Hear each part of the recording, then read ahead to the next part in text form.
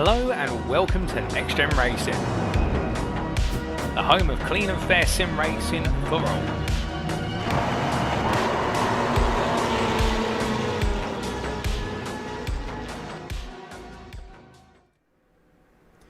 Good evening racing fans and welcome back to NXTGEN Racing live on YouTube. Tonight we bring you the Blue Lobby from the NXTCC Season 9 and proudly sponsored by PowerMax Racing, Mark Sykes Designs, Benji Sim Photos, Motorsport UK Esports, Sam Cases, Moser Racing, Joyce Design, Falconer PC and title sponsor for the series, Doble Motorcycles. This is the NXTCC presented by NXTGEN Racing and we bring you Season 9 Round 4 of the championship tonight, and it comes to you from Thruxton Circuit, a magnificent circuit, one of my favourite circuits in the UK. In the centre of Hampshire here, Thruxton Circuit is the fastest circuit in the UK, and it was originally a wartime airfield, and it played a major role in the D-Day landings, so it's significant in its history, in UK history, but it's also significant in motorsport history as well. In the UK. Tonight we have got great touring car racing awaiting us on iRacing here, and we mentioned it's the Blue Lobby tonight, and that is because this is a series, the NXTCC, that is split up into two different lobbies. We have the Orange Lobby going live out on Tuesday nights here at NXTGEN Racing TV, but on the Wednesday nights it will be the rerun of the Blue Lobby races. Both lobby races take place at the same time as one another, but these Blue Lobby races will be broadcast onto Wednesday nights as you're watching right now. This is a series sponsored by Doble Motorcycles, as we mentioned, and any driver can get involved in this series, and any driver can still get involved in this series. There are plenty of spaces available, and there's room to expand to even more servers if need be in the future. So get signed up if you wish to take part in some great touring car action that replicates the British Touring Car Championship as close as possible within the sim of iRacing. Prices are in the top right there, but also if you scan the QR code to the off center of our screen here, there is a QR code that will give you access to NXTGEN Racing's Discord server. You can also click the link in the description if you're watching on YouTube, and that will give you access to NXTGEN Racing Discord as well. From there you will meet the drivers, you can also meet the admins, and crucially you can get involved in this series. And I say it's a series catered for all drivers, that's because all skills of drivers are welcome to take part, and it's also catered for all skills of drivers. Anyone across the field can get involved in championship battles and race win battles, and it's because there are multiple classes in this championship. We have the Pro class, which is typically consisting of the top third of the field in our races. The Pro-Am category or class that is typically the centre third of the field, and the lesser experienced drivers tend to go into our Am class. So as we mentioned, all drivers across the field have a chance at winning races and have a chance at fighting for championships. It is a series, as we mentioned, that is close to the British Touring Car Championship, and we'll go through the calendar shortly to show how much it replicates that. But also, there are other factors, including that this is a Touring Car Championship consisting of TCR cars, granted, but they are very similar in their speed and their handling to the British Touring Car Championship cars. But also, there is success ballast per race, per class, which means that if you are the winner of your class, you're going to be affected by weight applied to your car, giving you a significant disadvantage for that next race. And also, there are similar formats of the races. We have a 15-minute qualifying session to start the night off. And we also have 3 20-minute races, for which race 1 is formed by the grid is formed by the results of the qualifying session, and race 2 is formed by the results of race 1, and also race 3 is a reverse grid draw. We will spin a wheel after race 2 and we will find out what our reverse grid number is going to be that will reverse X number from the race 2 results. But this is also a fixed setup series, so to add a little bit of spice to it, each car is given the same setup with the exception of weight applied to the cars, and that means drivers have very little they can change within the car. It is purely skill of the drivers that will get them the wins in this championship, with it being a fixed setup series. And these are the tracks we are racing. Virtually identical to the British Touring Car Championship on similar dates and similar tracks. We started off in April, the end of April, for the Donington Park National Circuit for round 1 of the championship. Round 2 was hosted at the Brands Hatch Indy Circuit in Kent. Round 3, the last round that took place in this championship, took place in Norfolk for the Snetterton Circuit. And today we're here in Hampshire for Thruxton, a track that I've never driven on iRacing actually. It is fairly new to iRacing actually when it comes to UK circuits, but we're here on the 3rd of June at this iconic location here in the UK. And the real life race of the BTCC at Thruxton is taking place only this weekend coming up. So, as we mentioned, this is a series heavily aligned to the British Touring Car Championship. But next time, in 2 weeks, we are back for round 5 of the championship, and that will be at the Alton Park Island Circuit in Cheshire. And then round 6 of the championship, well, it says Croft Circuit, and we weren't promised Croft by iRacing, but Croft is in development on iRacing, but it's not released yet. So therefore, Croft will change to a different track, and it'll be a track similar to that of the characteristics of Croft IRL. And round 7 will be up in Scotland for the Knock Hill Circuit in August. And then round 8 will take place back at Donington Park for the Grand Prix Circuit this time. And then round 9 will be in Northamptonshire for the Silverstone National Circuit, one of the shortest tracks on the calendar besides Brands Hatch Indy. And Brands Hatch Grand Prix Circuit will host the final round of the championship, of course. That'll take place on the 30th of September. We've got a long way to go until then. We've got a thrilling season awaiting us here. And it continues tonight with round 4 of the championship. So round 4 is always, round 4, round 5, round 6, them sort of rounds are always very strange when it comes to league racing on iRacing. And it's that point in the season where drivers have got a lot of their championship positions well established, but then there's other drivers in the championship who at this point will be eager to turn things around. But the key highlight for tonight as we approach this round is look at the weather. It is wet out there.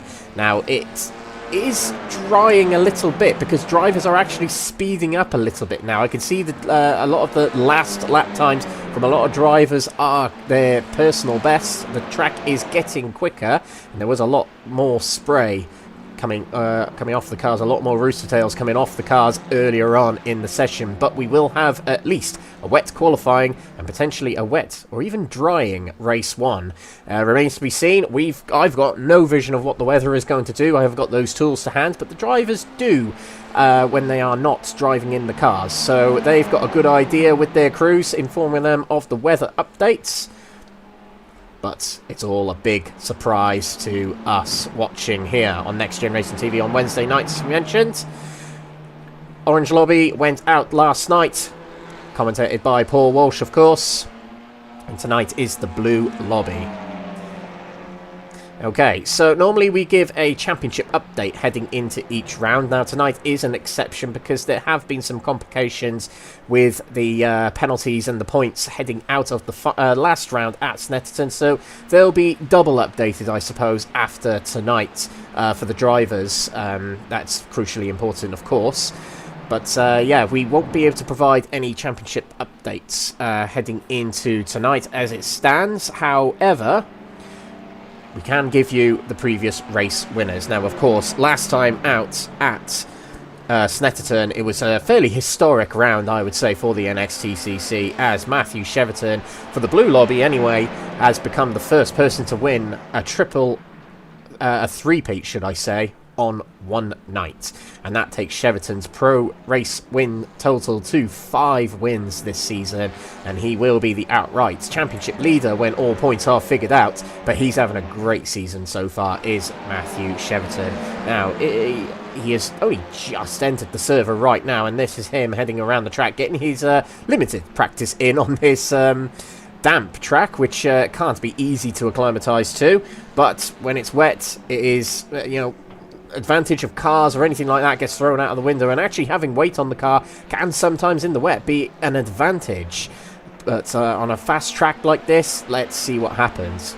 But as we mentioned, Cheverton, the most winning driver of the series so far, Slavomir Jaworski, who is quickest in practice at the moment, coincidentally, 1 race win to his name so far this season. And Morales, who is now in the orange lobby, actually, he has 2 race wins, but they still apply to this championship. And Stephen Fry, now he was a Pro-Am category driver. He has been promoted up as of this round onward to the Pro category, and all of his results from the previous races will be adapted as if he was in Pro category the whole time. But he picked up a race win at Brands Hatch in race 3. And the Pro-Am category is quite close on race wins there. Phil McDougall, because of the promotion of Stephen Fry to Pro category, McDougall inherits 3 race wins there. Well, some of them were inherited, some of them he won himself outright in the Pro-Am category, but he holds the tide. Most wins at the top there in Pro-Am category with Dylan Hunter. And you can just see the timing tower there. There's a lot of drivers getting fast laps in at the end of this session here. So you can definitely tell how much the track out there is getting better and easier for the drivers. But we'll continue with our previous race winners. We've got Joseph Gibson, who won 2 races last time out at Snetterton. It felt like a breakthrough for Joseph Gibson. 2 race wins at Snetterton, a very impressive performance on the night. And sorry, distracted by something there. Donaldson gets the other race win in Pro-Am category. I can't see him in the server right now, actually. That's what I was a little bit distracted by just then. But Donaldson picking up a race win last time out in race 2. But of course in the AM category as well, Mark Kent has the most wins in category. In that AM category, he won race 1 last time out at Snetterton. Did Mark Kent. I can't see him in the server right now, actually, either. Oh, not a good night so far for the previous race winners. It's quite strange, but yeah. He won race 1 last time out, and he was very quick in qualifying. He was amongst the top 4 in qualifying and race 1 last time out overall, fighting with the Pro category drivers, but race 2 set him back a bit. And it did hand wins over to Mark Hughes getting his debut win of the season, and Nigel Stock picking up his 3rd win of the season in race 3. And Sean Doby has also picked up a race win, and that came at Brands Hatch, I do believe. So that's our race winners heading into tonight. Now there are some close battles in Pro-Am and the Am category, as you could tell from that. But the runaway at the moment is Matthew Cheverton in the Pro category. So we'll see how things get on tonight. He's a bit limited for practice here. Top of our standings right now in practice, as we're approaching qualifying in the next 2 and a bit minutes. There's a lot of drivers who out there will be thinking, you know what, this is my chance to get some big points on the board. But there'll be other drivers who will be a little bit concerned about tonight. There might be some drivers out there who are not used to racing in the wet, or don't prefer it, but some generally do prefer it. Well, in my karting days, I loved racing in the wet, but there's some drivers who do and there's some drivers who don't. That's just the way it is with racing sometimes. We're going to find out tonight who our breakthroughs are in the wet here. Now, at the moment, Mike Barber is the fastest outright, and he's in the Pro-Am category. We'll see how he gets on tonight. This is looking good so far from what practice tells us. And Piotr Jagalewski, he had a good round last time at Snetterton. Not such a good start to the season, and Snetterton was a bit of a breakthrough round for him. Quickest at the moment of the Pro category.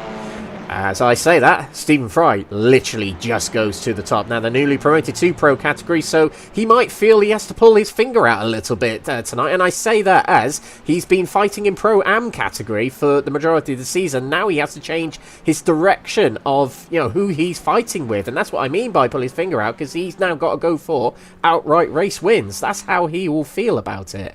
But so far, so good in practice here. And his teammate, Nigel Stock, is top of the AM category at the moment by some margin as well. And Nigel Stock, I do believe he's told me, that, you know, me being his team manager and all, he quite likes the wet. So this could be good for him tonight. Now, drivers are in the pits right now. They've decided that's enough of practice and they'll get ready for qualifying. Still out there getting some practice is Matthew Cheverton, Nigel Stock, Joseph Gibson as well. 2 race wins last time out at Snetterton, so he comes into this round with good form.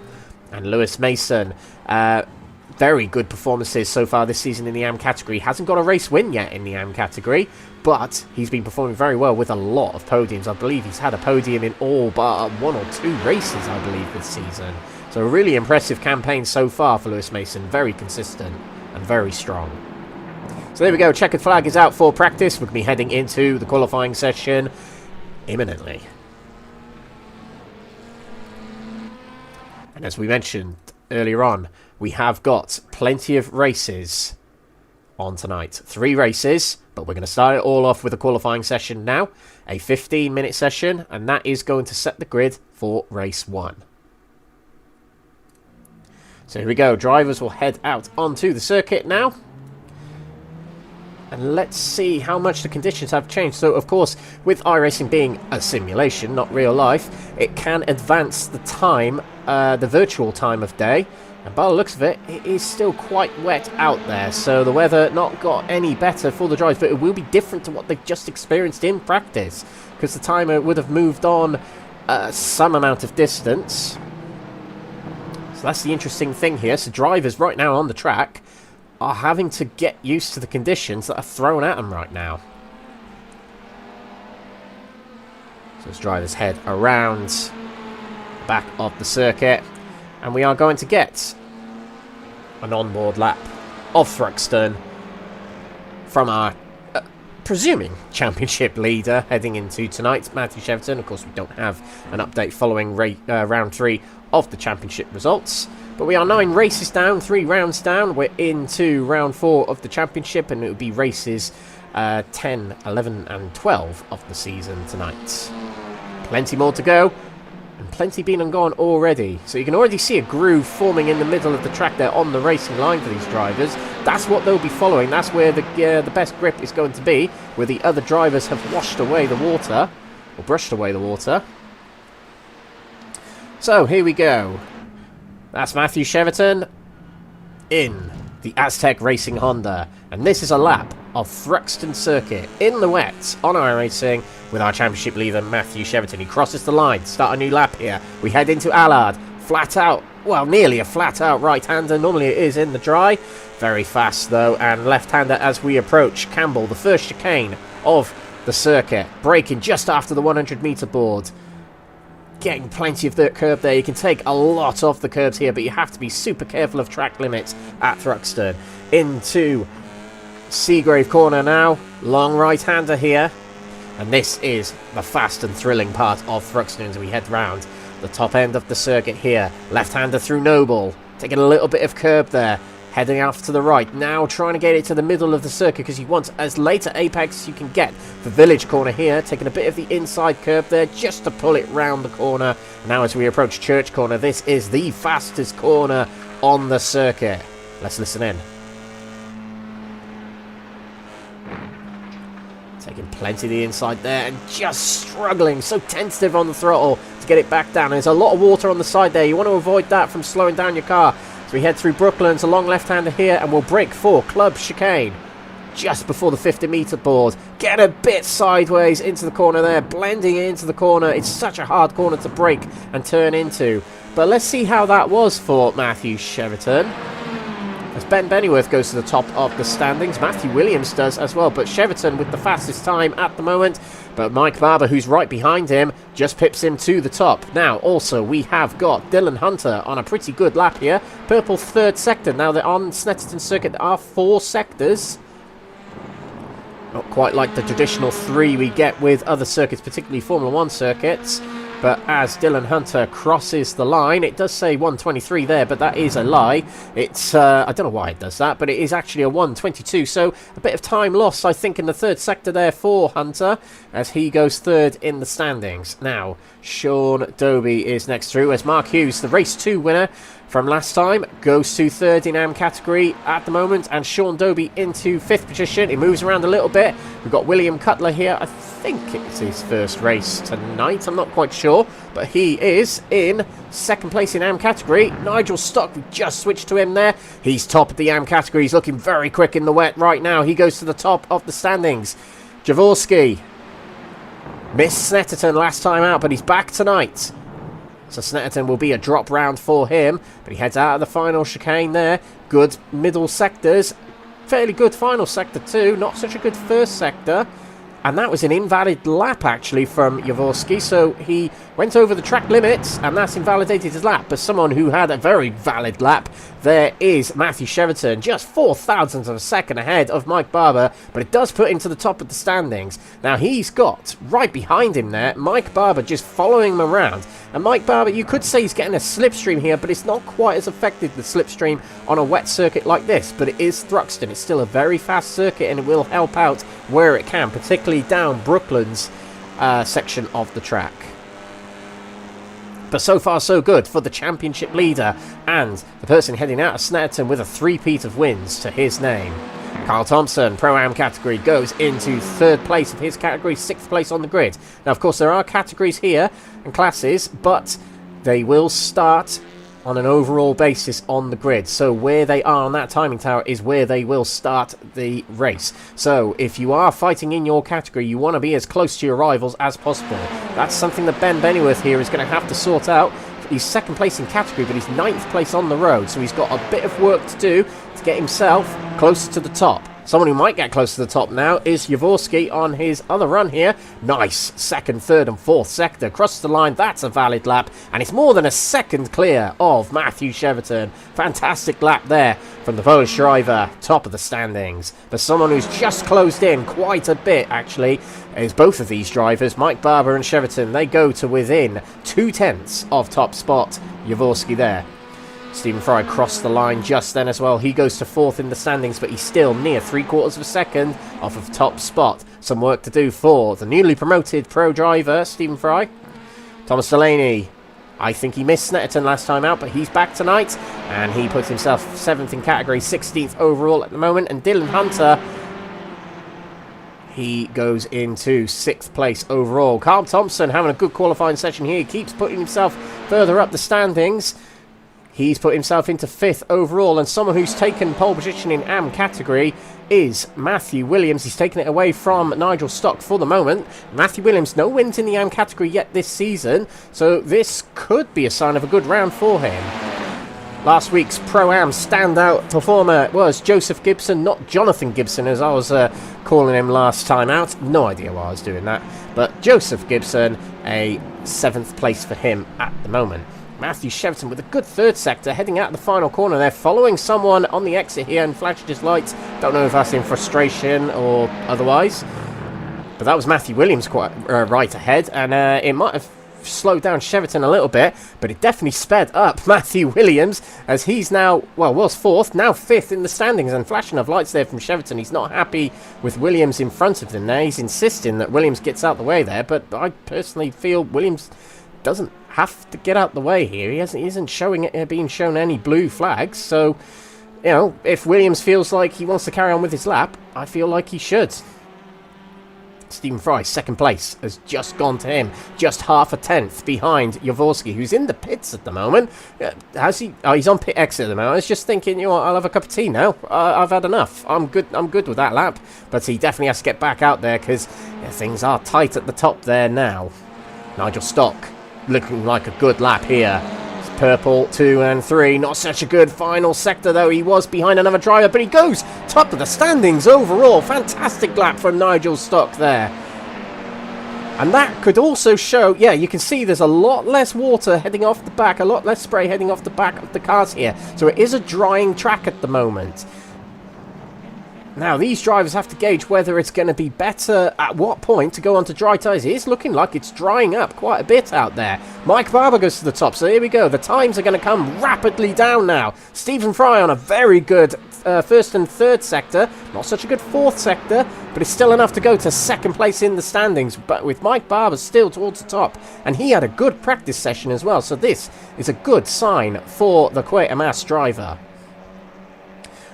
Other drivers, well, every driver on the bottom there has got green sectors. Dylan Hunter goes higher up. He's into 5th. Gabriel Yilmaz has just set a time, and Andy Oldhouse has gone to 4th place in the Pro-Am category. That will put him 9th overall.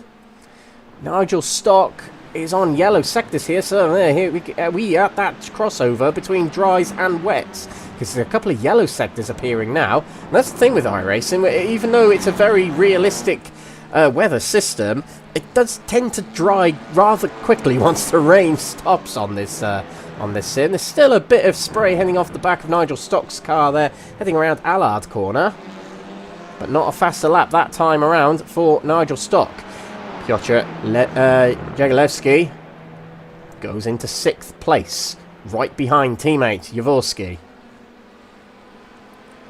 Some drivers still setting good times out there. Matthew Williams is one of them, 7th place. This is looking like a very good start to the night for him. Dylan Hunter's on a good 3rd sector at the moment as he heads through Brooklands into Club Corner.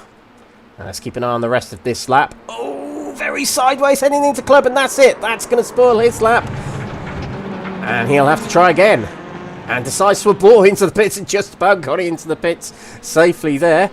And he's decided, you know what, I need fresh boots or even dry tyres. Maybe there will be some out there who will go to those dry tyres.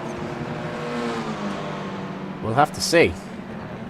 Now, drivers are on a good lap. Nigel Stock is on another good lap. Not such a good 1st sector, but a purple 2nd and 3rd here. Oh, it's going to get very difficult for these drivers to keep hold of these cars, but they're still looking quick. Phil McDougall goes up to 13th. Nigel Stock crossed the line with a good 3rd sector.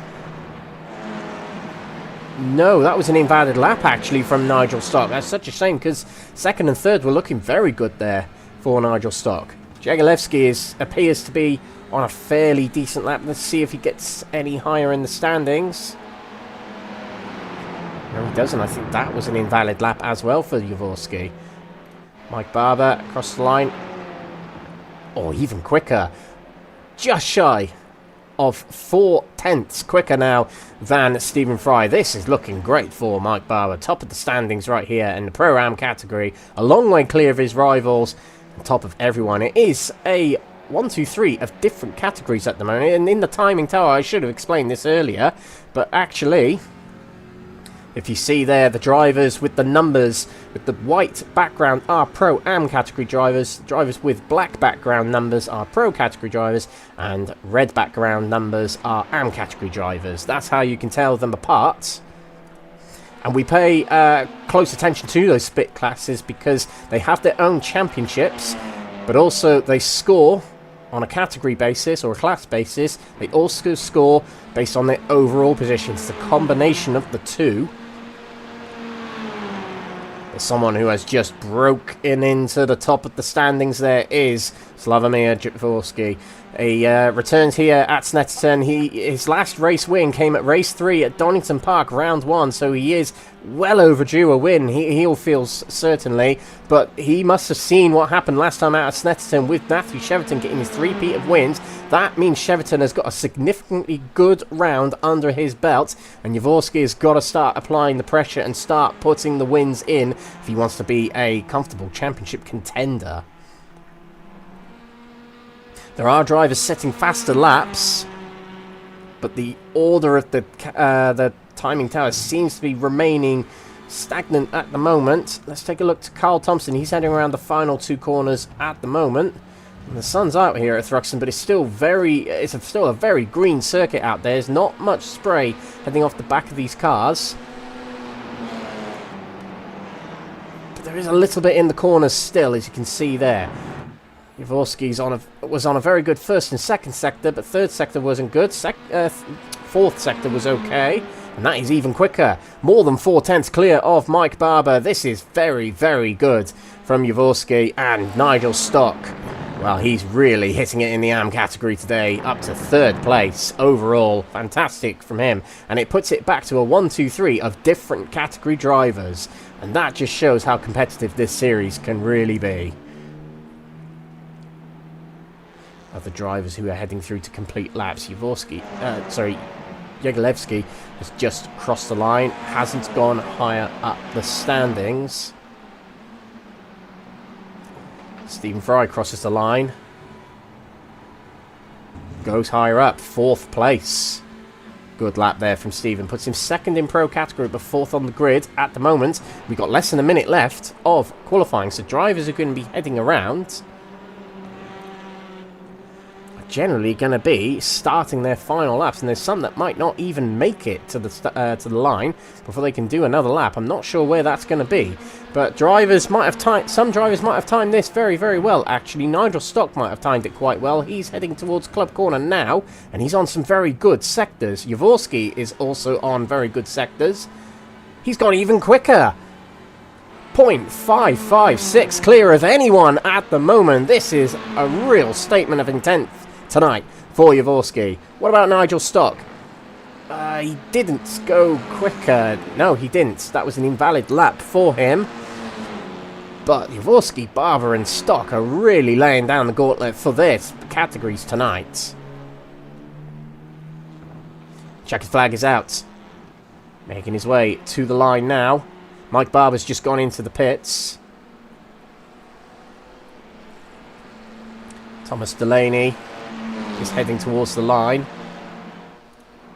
He's at the back of the grid at the moment, and I think he's going to stay there. Yes, he is. Okay, other drivers that are heading towards the line. Gabriel Yilmaz will cross the line. Goes higher. Goes into 4th place. That's a good lap from Yilmaz right at the end of qualifying there. Now this is Carl Thompson. Good qualifying session for him. He's 2nd in Pro-Am category at the moment. Looks like an okay lap. Yeah, it's a very good lap actually. 2nd place. Still in Pro-Am, but goes into the 2nd row of the overall grid there. Fantastic. Matthew Cheverton's on a good lap. Nigel Stock is not on such a good lap. He's just ahead of Matthew Cheverton. But Nigel Stock currently holds pole position of AM category. That would be enough for a bonus point, but Cheverton backs off. He might have gone over the track limits there, and that might have invalidated his lap. Joseph Gibson has just crossed the line, and he goes 3rd place in Pro-Am, but 4th on the grid. Matthew Williams goes into 8th, and Ben Bennyworth goes up to 3rd on the grid. Puts himself on the 2nd row there, and I think that is the majority of our field qualified there, so some real clutch laps there. Oh, and that's definitely invalid from William Cutler, who's looking like a Kurtler, sorry. It was looking like a good practice session for Kurtler, but it hasn't quite happened in qualifying here. But I think that, yes it is, that is the end of qualifying. All drivers have completed their laps. So our pole sitters for each category: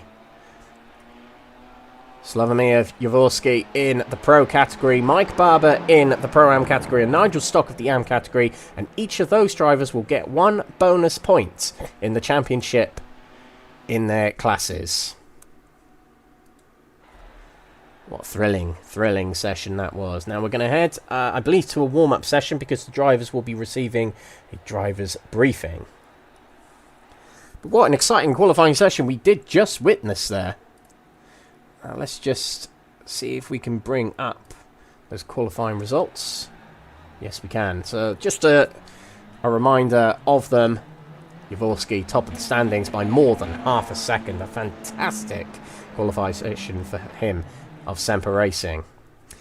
And 2 Quetimas cars in the top 3 in qualifying. Mike Barber, the quickest of them, and the highest Pro-Am category driver, 2nd. And Ben Bennyworth in 3rd position. And lying up alongside him on that 2nd row will be Carl Thompson. And highest of the AM category drivers is Nigel Stock, 6th place, 3rd on the grid. Very good session for him.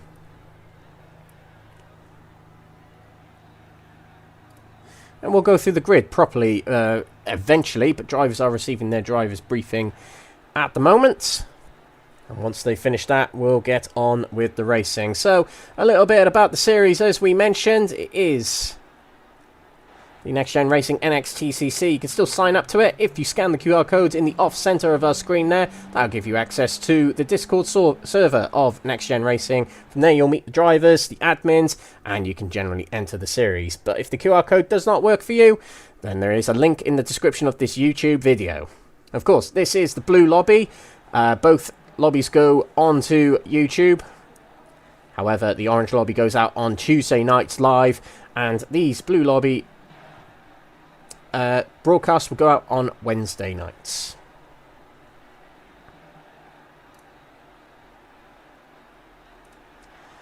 And tonight is round 4 of the championship. In 2 weeks' time, we'll be back for round 5 of the championship. That will be at Alton Park. But tonight we've got 3 races awaiting us. We got through 20-minute races as we look down the runway here at Thruxton. And these are approximate times, not exact times, but approximately, when you're viewing this live, that is. Right about now, we should be starting race 1, but we will be starting it a little bit after that time. But at approximately 9:10 UK time, this is. That'll be race 2 of the night. And race 2, of course, is formed by the results of race 1 as they finish. And then race 3 will start at approximately 10 PM UK time. And the results from race 2 will form the grid for race 3, but it will be a reverse grid draw, and we will spin a wheel to land it on a number from 6 to 12, and that number corresponding to the results of the race 2 results will be where we start the reverse grid from. Now, there are drivers heading out for practice at the moment. I think that's Slavomir Jaworski heading out on the track just there, trying to get a little bit more practice. But what a qualifying session from this driver. Very, very impressive.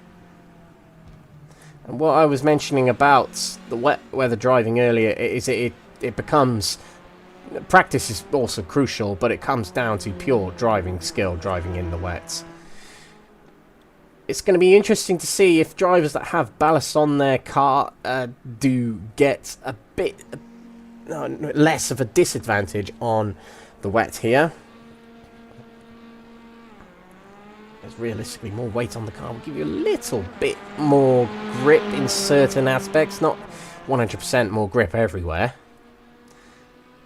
But from what we were being told, having ballast on the car in previous rounds in the drive applicable anyway, it just changes and worsens everything on the car.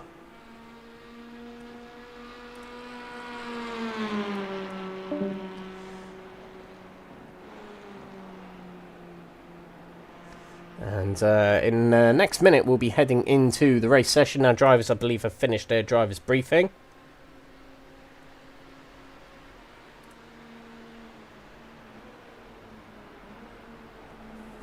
We'll be heading into the race. Now, it's important that Jaworski is out on the track, as it's a drying track right now. Still a little bit of water out there, but the grip is going to be changing constantly out there. So getting yourself a little bit acclimatized to what you're going to get in the race is crucial here. That's what Jaworski's doing right now. Other drivers would prefer to prepare by just kind of zoning in, getting their mind ready for the race.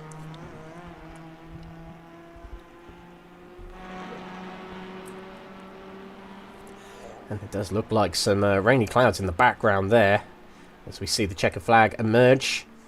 And we'll be heading into the race now.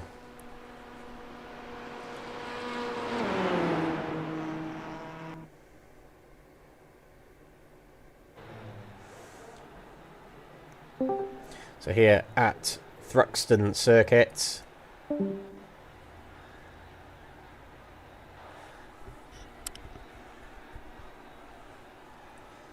this is the grid for round 3. Race 10 of the championship. On the front row of the grid is Slavomir Jaworski with a brilliant qualifying lap there. Alongside him on that front row is Mike Barber, and on the second row of the grid is Ben Bennyworth, starting alongside Carl Thompson. Joseph Gibson, very good round last time at Snetterton. Let's see if he can repeat it tonight here at Thruxton. He starts 5th on the grid for this opening race of the night, and Nigel Stock, the highest AM category driver, will start 6th. Stephen Fry in 7th position, with Matthew Cheverton, championship leader, in 8th place. Matthew Williams will start in 9th position, with Dylan Hunter alongside in 10th. Lewis Mason will start 11th on the grid alongside fellow AM category driver Gabriel Yilmaz, with Piotr Jagalewski starting in 13th position, with Phil McDougall alongside in 14th. Andy Aldhouse starts 15th, with Sean Dobie alongside on that 8th row. Mark Hughes, first time winner last time out at Snetterton, is 17th on the grid, with William Kurtler alongside in 18th. Steve Johnson starts 18th on the grid, with Trevor Sharp alongside, and at the back of the grid will be Thomas Delaney. All set to go for round 4 here at Snetterton. Sorry, Thruxton. I don't know what I'm talking about. I'm still in round 3 mode by the looks of it. But remember, the race results of this race will form the grid for race 1. So, getting themselves as high up the grid as they can in this race is going to be crucial.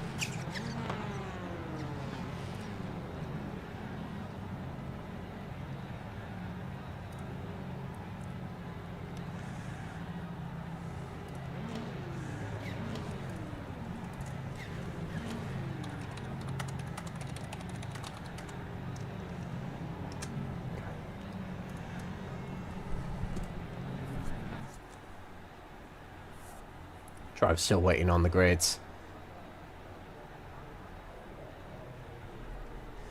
Raring to go for this opening race of the night.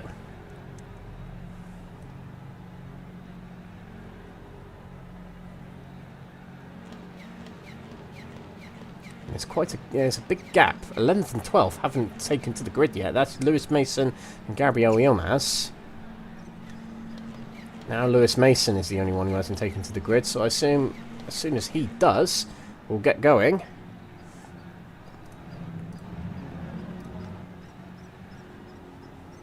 And when we do, hopefully we'll get an exciting race on a drying track here at Thruxton.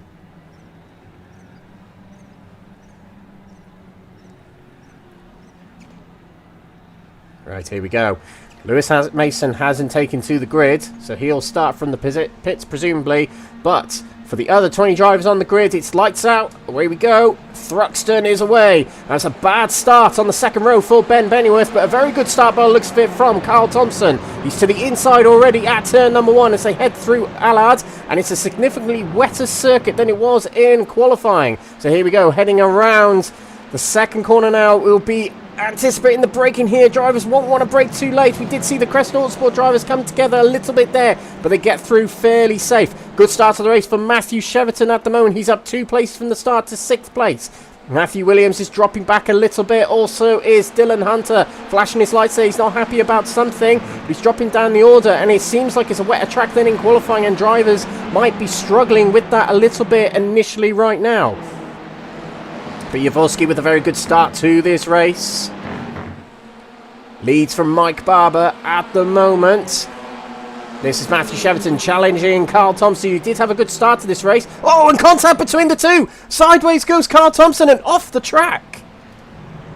And Cheverton was off the track as well. Past are going to go other drivers. But that was a big incident between the two of them. Let's just take another replay of it. So here we go, Carl Thompson goes to the middle of the track. Cheverton gets a good slipstream to the inside. Just about on the inside. And then I think there was a bit of netcode there. But the two come together and lose a lot of places. Carl Thompson loses the most. He drops down to 12th position. Cheverton drops down to 7th, but that's still 1 place higher than where he started. But he's back behind Stephen Fry. Good start to this race for Joseph Gibson, up to 3rd place. Bit of a gap to the drivers ahead of him, but he's into 2nd place. Following that good round of Snetterton last time, this bodes well for him. Jaworski at the front here, very good start to this race. He needs people between him and Matthew Cheverton in the pro category, as well as overall, to get his points back on the championship leader and the man who got a 3-peat last time out at Snetterton. Phil McDougall with a good start to this race, up 4 places from the start. Also 4 places from the start is Gabriel Yilmaz, 2nd place in AM category on the road right now, but 8th place overall right now. And also a good start to this race of Mark Hughes, last time out, won at Snetterton, as we see Carl Thompson get ahead of his Pro-Am rival Dylan Hunter for 4th place there. Carl Thompson might have a little bit of a chip on his shoulder following that incident on the opening lap of the race there, but he's got to fight back in this race here, side by side between Matthew Williams and Gabriel Yilmaz. We've also got Matthew Cheverton making the move on Stephen Fry there. He gets up into 6th place. Now he sets his sights on the other Crest Autosport car ahead of him, Nigel Stock. These two are breaking away here. They're 1.4, nearly 1.5 seconds clear of Joseph Gibson. And I think Jaworski is broken away by a few tenths of a second from Mike Barber behind. And this will be a drying track still, and different lines between the two drivers as they head through the chicane there.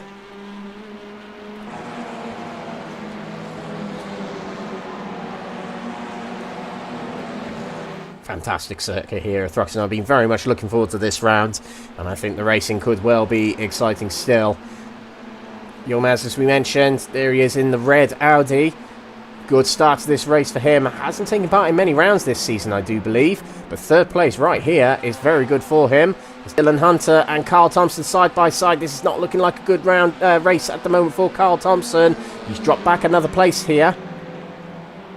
And Dylan Hunter with a very good sequence of corners there. He's now easing up towards Phil McDougall just ahead in the CXR car.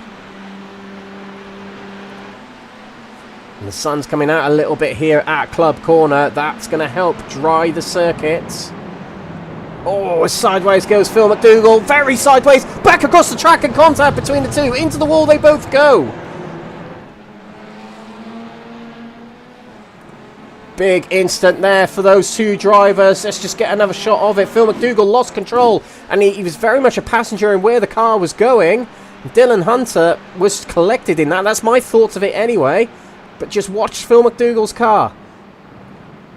There we go. It slips sideways before the curb. And as he tries to correct it, he goes sideways. And that's just going to spear him across the track like it did there.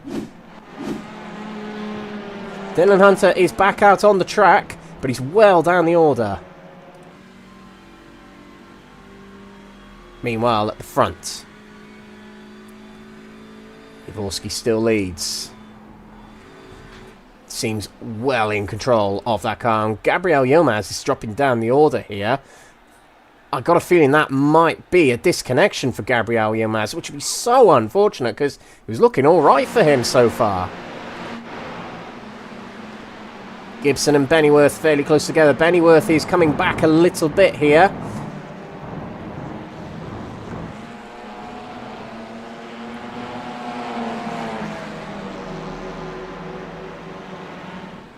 And Nigel Stock's looking pretty good as well there in 5th place right now.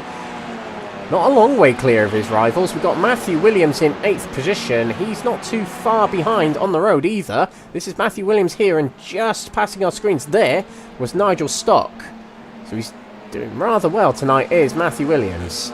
Nigel Stock has got his mirrors at the moment full of the Aztec Racing and Championship leader Matthew Cheverton at the moment. Dylan Hunter's in the pits. That'll be presumably to repair his car. I do believe they get fast repairs in this series, which is the magic wand that iRacing waves at your car, and poof, your car is back into shape, and you can get back out on the track. Phil McDougall's in the pits as well.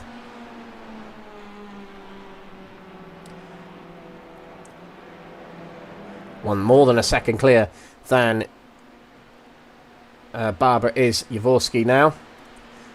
And it looks to be very much between 3rd and 4th here, Gibson and Bennyworth, Stock and Cheverton. And also, just to mention, the success ballast is applied per category as it's starting to rain again here at Thruxton. Actually, you can just see the rain falling there, and the wipers are going, so it's going to get wetter now on the track. So this might end up being a big change in the standings here. Let's see how the drivers can adapt to this wet weather.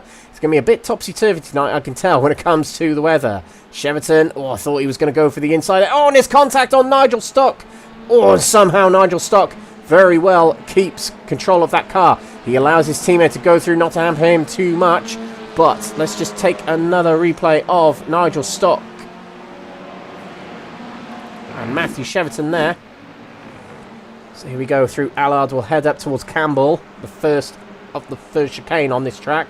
Now watch Cheverton just behind Stock.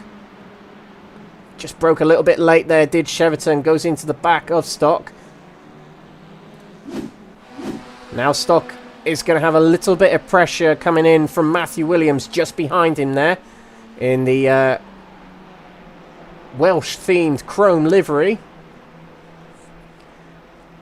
Pumps chest. Solidarity. Oh, and look at that. Ben Bennyworth looking to the outside of Joseph Gibson. He's looking for all areas to try and get by now. You can see Cheverton in his mirrors. He's thinking, right, well, I'm going to have to get a wriggle on here because Cheverton is onto me. So close between the three of them through Allard corner there. Now Bennyworth is going to look to the inside of Gibson, who's just about guarding the inside, but Cheverton's going to try the outside. It's 3 wide going into the corner. Brilliant move from Bennyworth and brilliant from Cheverton on the outside of Gibson. Gibson What on earth could he do there? Now he's under pressure from Stephen Fry right behind. But Bennyworth, a brilliant move from him, and Cheverton, a fantastic move as well. That's one for the highlights reel, that's for sure. Now Cheverton he's made one move up, but he's still got that Quatermass car right ahead of him. But Joseph Gibson, you just feel he couldn't do anything else there. The drivers around him were just superb in that instance. Through Church Corner. It was always great on TOCA 2 driving through Church Corner. TOCA 2, actually, I was chatting to Nigel Stock about this. TOCA 2 was actually the last time on a sim I'd ever driven Thruxton, and that must have been, I don't know, 2001? I'm not too sure. But that's the last time I drove Thruxton on any sim in any form. Good exit from the corner then from Stock, but he isn't rivaling his teammate too much there, and that's the teammates working together a little bit there. Stock knowing that he's leading this race, and by some margin actually from Matthew Williams. He's dropped back a little bit, 3.5 seconds behind his AM category rival at the moment. So Stock knows he's relatively safe in the lead of his category, but where he can help his teammate out where he can. Cheverton is close to Bennyworth, and in fact I think he's getting alongside as we approach Noble here. You can see the rain falling here at Thruxton.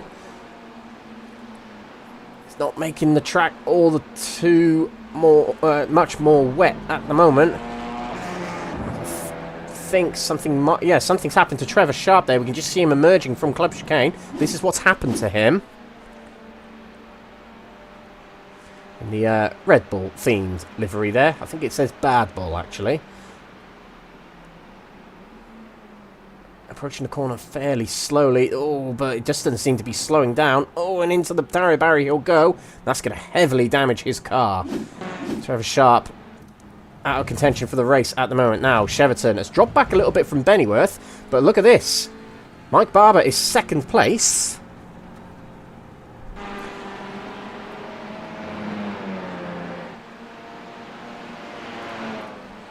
And that is Dylan Hunter just ahead of these two. He is a lap down. Mike Barber is not too far up the road from these two, though, was going to be my point. Cheverton looking to the inside there, didn't quite make it happen. And Gibson is under pressure here from Stephen Fry. There we go, he's alongside now, round the outside he goes. Oh, Stephen Fry's pushed it too hard. Off the track he goes, and Nigel Stock is through. And Nigel Stock had a good exit from Cobb Corner there, and now he's alongside, approaching Noble Corner there. Come on, camera change. There we go. And Nigel Stock couldn't quite complete the move there. He wasn't able to hang it around the outside.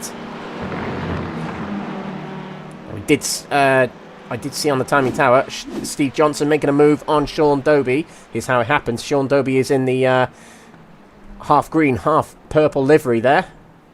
Oh, he goes off the track, and that's going to allow Steve Johnson through. And that's Johnson up a place in the AM category to 12th place on the road. Mark Hughes getting closer to Carl Thompson up ahead. Oh, and I think we have got battling between Cheverton and Bennyworth. Yes, we do. Cheverton has just got ahead of Bennyworth there on the entrance to Club Corner. Through he goes, and here is how he did it.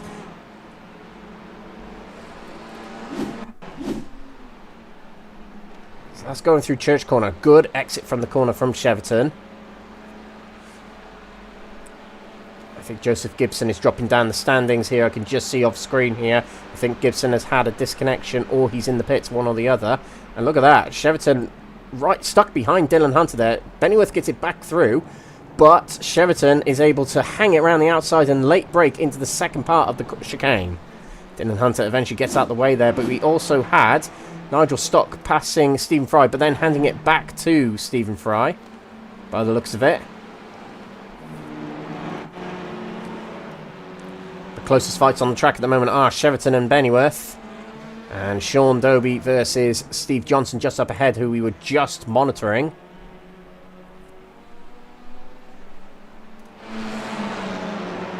But Cheverton up to second place here. That's bad news for Jaworski. Good news for Cheverton. It means it's good points for him. But what a round so far for Mike Barber. No wins in category yet this season. This will be a first for him if he can convert this. with a couple of laps to go. Pennyworth not letting go of Cheverton just yet. Still trying to challenge him. And it is getting a little bit wetter. You can see the rooster tails heading off the back of the cars there. It means it is getting more and more difficult, slower and slower for the drivers. In fact, the best laps of the race, most of the drivers have set 1:17 laps. Currently, they're setting 1 minute 25s right now. So that's how much wetter it's got. And you can see how much slower they are through the chicane there. It has rapidly dropped in pace with the rain falling. And this is where the adaptation of the drivers comes in. The skill to be used to differing conditions. Pennyworth getting all sideways there, going through Village Corner, trying to keep it up with Cheverton.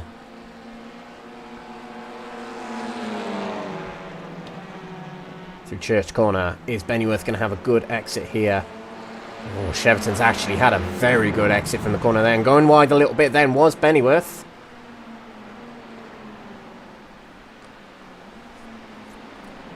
Carl Thompson has gained quite a bit in this last few laps on Matthew Williams. Oh, and he goes wide there. Oh, he just somehow...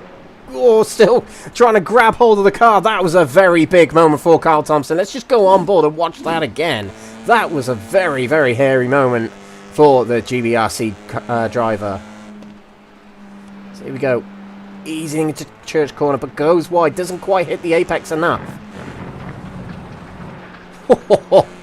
That is very well held. Max Verstappen at Barcelona comes to mind when Max Verstappen nearly spun it, not when he took out another driver. I don't expect that from anyone tonight. But, yeah, great driving there from Carl Thompson. But it dropped back a little bit as a result from Williams. So our top three in each category at the moment as we're on lap 12. Leader of Pro category is Jaworski. Leader of Pro-Am category is Mike Barber, and second on the road. Fantastic night for him so far. Second place in Pro category is Matthew Cheverton, followed right behind by Ben Pennyworth. Nigel Stock is leader of the Am category, sixth on the road, with Matthew Cheverton in second place, seventh on the road, and eighth on the road, but third in category is Mark Hughes. Now, Phil McDougall has had an incident. He's back in the pits. This is heading out of the pits. I presume this hasn't gone well at the first corner.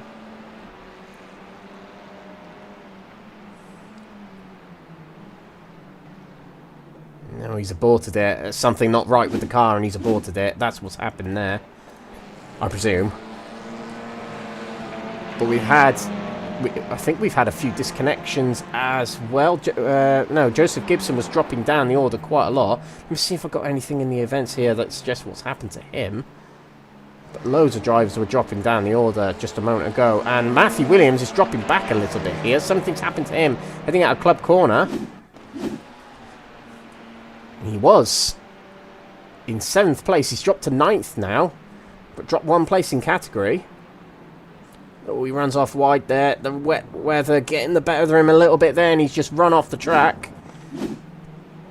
Oh, and he's back fighting with Mark Hughes now, going into the chicane, but Mark Hughes gets it back. Second place for him in the Am category at the moment in this race.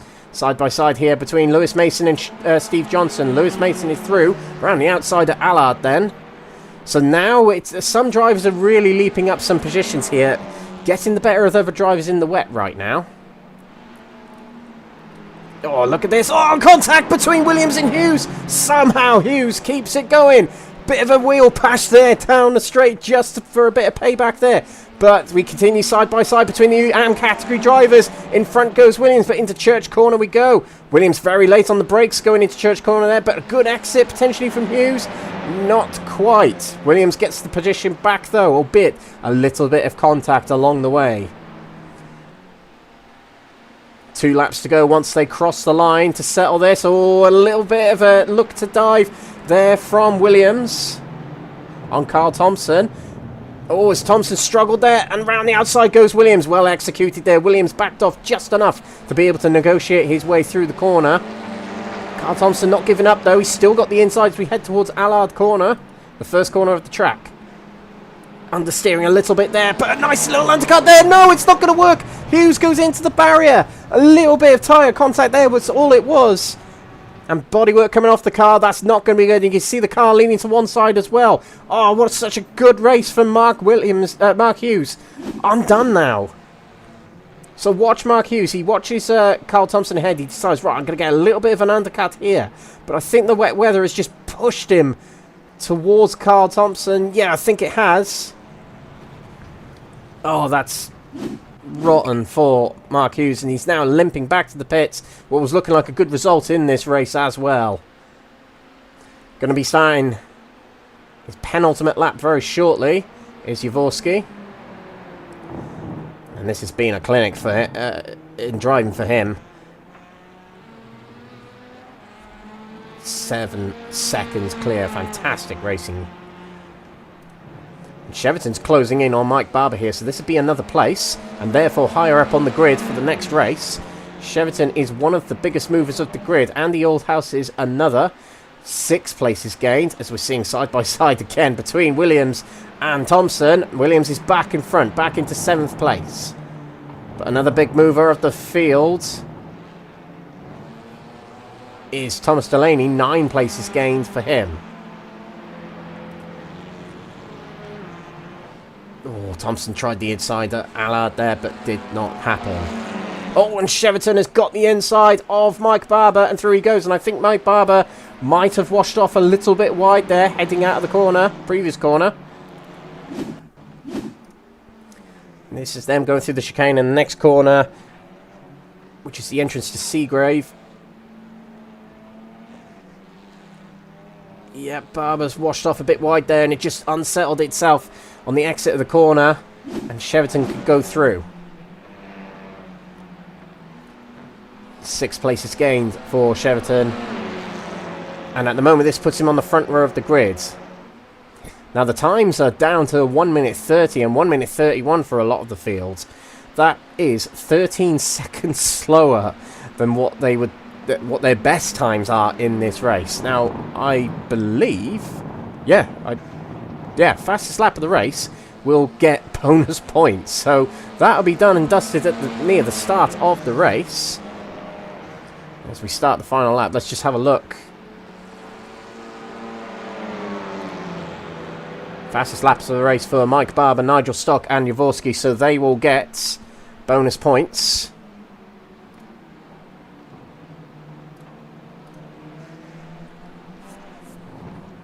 Mike Barber trying to fight back here. Now Mike Barber definitely, I would say, was one of the quickest of the field when it was less wet earlier on. But now the wet weather has really got into the race here. Cheverton has just come alive here, and so's Bennyworth, to be fair. But Mike Barber fighting back here. He wants this position back. He's got the inside. Not giving much room there is Cheverton as Barber goes sideways. Keeps it going. Can he keep challenging? It's the final lap of the race, and Jaworski is heading towards the line, and we will switch to him now. It is a fantastic race win by the looks of it here for Jaworski. He won race 3 at Donington Park, all of them months ago actually, back in April. And he comes back to round 4 here to take the opening race of the night and pole position and fastest lap. So far so good for him. A win here at Thruxton. Cheverton hangs on, but Bennyworth has slipped past Mike Barber. We'll get a replay of that after the race. Cheverton crossed the line in 2nd and 3rd in category, and on the road is Bennyworth. But holding on to the Pro-Am win will be Mike Barber, but it'll be 4th on the road here. Nigel Stock's going to come through, winner of the Am category. Good start tonight for him in 6th place. Oh, and look at this. Wow. That's Jagielewski going through, and Matthew Williams, 2nd place. He's going to lose out to Andy Oldhouse as well, so that's going to drop him places on the grid. Andy Oldhouse, what a race he's had. 7 places gained throughout the race. For 2nd place in Pro-Am as well. Not such a good slowdown lap so far, but the rest of the race was really good. But your race winners in each category: Jaworski in the Pro category, Mike Barber in the Pro-Am category, and Stock in the Am category. But your outright winner is Jaworski, and those standings there will form the grid for race 2 of the night. Now Now, hopefully we'll see some drivers return, such as Phil McDougall, who had to retire from the race, and Gabriel Yilmaz. Hopefully we'll see them return to the grid and try and redeem their races a little bit. Oh no, I've just seen Phil McDougall's not feeling well actually, so he'll have to pull out of tonight. That's very unfortunate. Hopefully he's okay, and hopefully we'll see him back next time out at Alton Park in just 2 weeks' time. But here we go, our results from this opening race of the night here at Thruxton, round 4 of the championship. That was race 10 of the championship. Slavomir Jaworski getting his second win of the season. And a long way... Oh, this is the race results too, excuse me. Sorry about that. Jaworski, top of the standings, 8.4 seconds clear. Fantastic race from him. Matthew Cheverton, a great comeback through the field. Second place he finishes in that race, just ahead of Ben Bennyworth. He got past Mike Barber on the final corner of the race to take third place on the road. Mike Barber, fourth place, but wins in the Pro-Am category. Fifth place for Stephen Fry in the new Pro category for him. And Nigel Stock, leader of the AM category, but sixth place on the road, right behind his teammates. Piotr Jagielewski, a good 6 places gained in that race there. Recovers to 7th place. Much better in the wet, it seems, in the latter part of the race for him. Andy Aldhouse, 7 places gained. 8th place and 2nd in Pro-Am category. With Matthew Williams, 2nd place in AM category and 9th place. And rounding off the top 10 will be Lewis Mason. Another top 3 for him. Carl Thompson in 11th place. Some good battling from him in that race, with Thomas Delaney in 12th position. William Kurtler in 13th position. Good comeback for him. 5 places gained from the start. And Joseph Gibson, something happened to him in that race. Didn't quite see what happened, but he dropped down to 14th in that. Steve Johnson, 15th, with Dylan Hunter in 16th. Sean Doby, 17th. Mark Hughes, 18th. Trevor Sharp, 19th. And DNFs for Phil McDougall and Gabriel Yilmaz. That'll be our grid for the next race of the night. And that grid will be read back to you before we start the final race, the second race of the night. Now, this is what happened between Ben Bennyworth and Mike Barber at the end there, which we couldn't quite capture. So there's Mike Barber just up ahead, trying to get back alongside Cheverton, but he has to back off because he's gone too hot into the corner. And he just allows Ben Bennyworth to get to the inside to not cause any severe damage between the two of them. That's actually a very, very smart thing to do for Mike Barber, to relinquish an overall position to help out his teammate and not compromise himself and his teammate there. Very clever move, I think, from Mike Barber, just to sacrifice the position, just to be sure. So there we go, ladies and gentlemen, that's been the opening race of the night here at Thruxton, round 4 of the championship. We've got race 2 of the night coming up very shortly. That'll be a 20-minute race, and the results we've just seen from that race will form the grid for race 2, and also ballast reset. The top 10 of Pro category will get new ballast. The winner, Jaworski, will have the highest amount of success ballast on his car for the next race of the night. And likewise with the Pro-Am category, but they're top 5 and the top 3 of the Am category. We're just going to go for a quick break, ladies and gentlemen, but when we come back, it'll be race 2 of the night. Thank you for watching so far.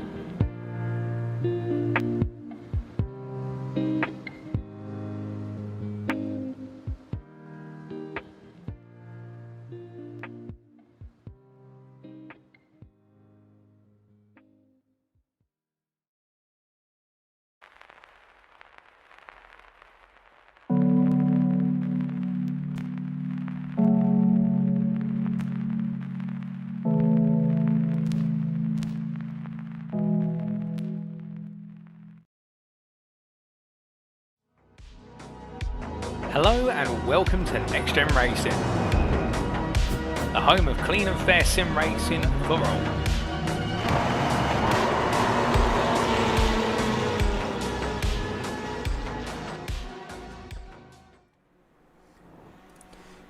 Welcome back, race fans, to Thruxton Circuit, and this is the NXTCC, live from Thruxton, live on NextGen Racing TV on YouTube.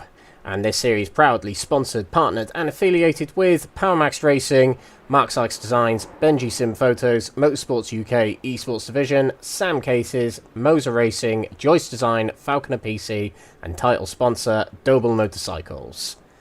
This is the NXTCC, which is replicating the British Touring Car Championship as closely as possible. We're using very similar tracks, we're using touring cars of course, and we're using very similar formats, similar length races, a similar amount of races, success ballast. And what we also have in this championship is multiple classes, so all skills of drivers can get involved in this series. We have the Pro category for the top third of drivers, the middle third of drivers in the Pro-Am category, and the lesser experienced drivers in the Am category. This is the Blue Lobby we are broadcasting tonight, or if you're watching on replay. And these go out on Wednesday nights, but these drivers take part in these races on Tuesdays. And on Tuesday nights, Paul Walsh commentates and broadcasts live the Orange Lobby, also live on Next Gen Racing TV, but that coming from Facebook Live on Next Gen Racing and YouTube. Please do subscribe to the channel to keep up to date with all the leagues that are broadcast here at Next Gen Racing. The GT3 Championship has just ended, but that will be coming back at some point. But we also have these NXTCC races on Tuesday and Wednesday nights. But also on the in-between weeks are the Legends League at Next Gen Racing, also commentated by Paul Walsh. This is our calendar. We're in round 4 at Thruxton right now, but we started off at the start of the season at Donington Park. Round 2 was at Brands Indy Circuit, and the last round of the championship so far was Snetterton. Today we're here at Thruxton, but then in 2 weeks' time we'll be back with round 5 at Alton Park. Now we have got race 2 coming up for you next, and that will be a 20-minute race.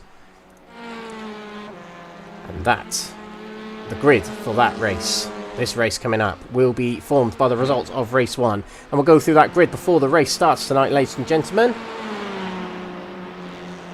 But what an interesting start of the night we had. We had a partially wet circuit at the start of the race, and then a very wet circuit towards the end. And of course, it did come to my attention that the drivers were on different tyre strategies as well. There were some drivers on slick tyres and there were some drivers on wet tyres. Now, what we'll be able to do for the rest of the night, though typically it's gone dry now, is we'll be able to tell you what tyre compound drivers are on. So that's a bit of a relief. But we'll be able to relay that information to you now. But quite an exciting race at the start of the night. Plenty of action on the track. A little bit of drama along the way as well. Some drivers dropping down the order and some drivers getting up through the order throughout the race with the changing weather conditions. But we've got a fairly dry track now. As you can see, they're sitting 1 minute 18 times at the moment. So it is pedal to the metal now. And we'll see relatively average speeds, I would say, for Thruxton on this track in this race. Race 2 starting very, very shortly. As you can see with the timer on the top left there.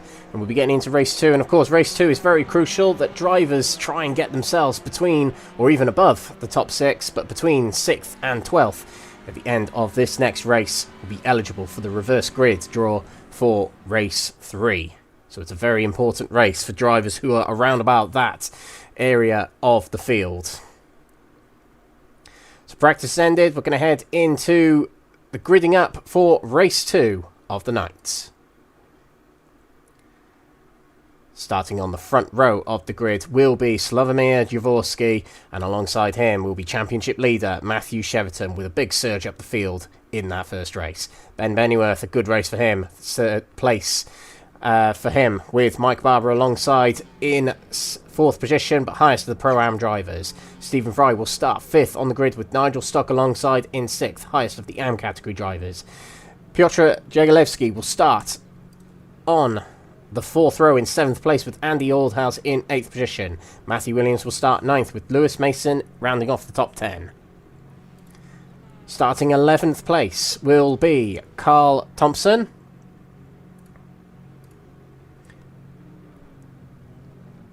With 12th place going to Thomas Delaney. William Kurtler will start in 13th position with Joseph Gibson lining alongside him on that 7th row. 15th is Steve Johnson with Dylan Hunter in 16th. And then rounding off the grid is Sean Dobie, Mark Hughes and Trevor Sharp. Second race of the night coming up for you. And the grid then was formed by the results of race 1. But then this grid, it'll be all eyes ready for the reverse grid draw. So drivers will want to get themselves, if not into the top 12, as close as they can to 6th place, or even further than that.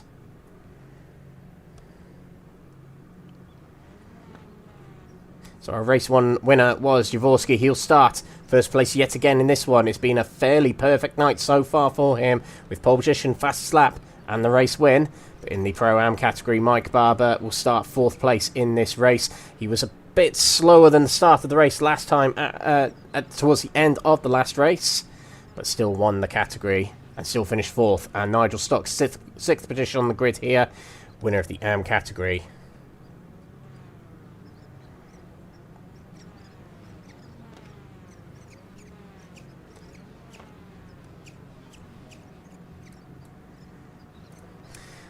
Something else to mention is ballast has been applied to drivers based on their results from race 1. So Jaworski will now be carrying the most weight on his car.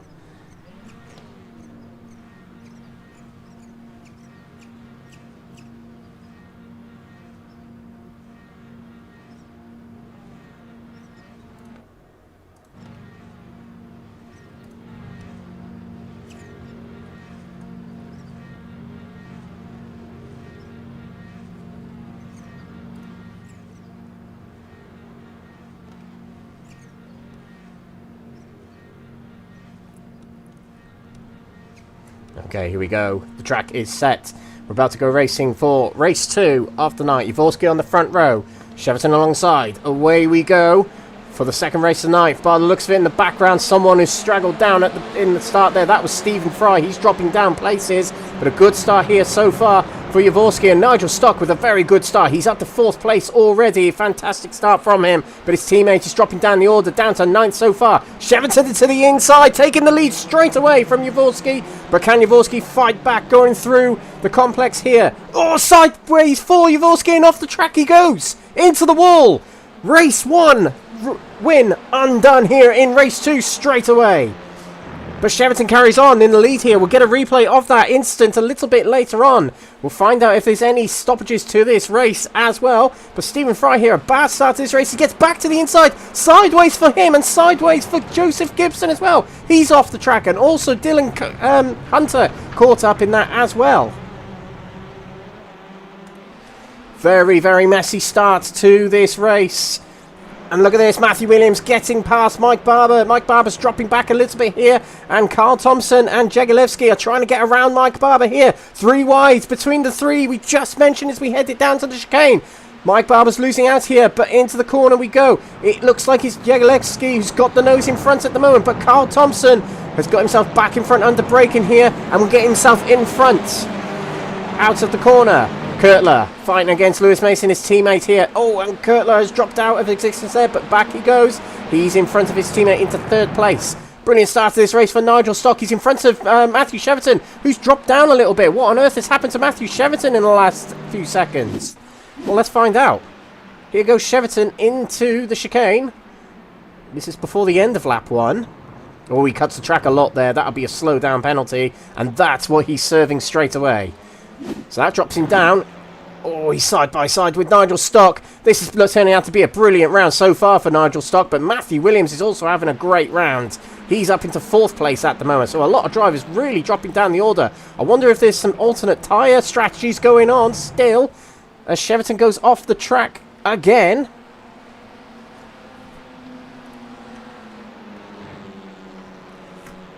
Yeah, there are some drivers out on wet tyres. Thomas Delaney, Mike Barber.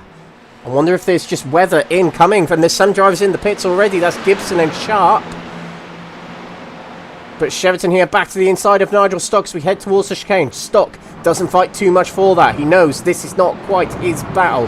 But Cheverton will have his eyes set on Bennyworth at the front, who's having a brilliant, brilliant start to this race. Jegilevsky has gone off the track here, and a lot of damage on his car. Here's what's happened to him. Not a good start for him and his teammate of Semper Racing, Jaworski, who's dropped well down the order due to that incident we saw between him and Cheverton towards the start. Getting all out of shape there is Jegilevsky, and I just wonder, the track's very green, it's just might still be slippery for the drivers. He's in the pits to get the repairs. But out in front, it is Ben Bennyworth. Has had good pace tonight so far. 3rd place in race 1, and he leads this race at the moment. The driver's really struggling to start off that race. It was a bad start, particularly for Stephen Fry, as we mentioned. Dropping down a fair few places.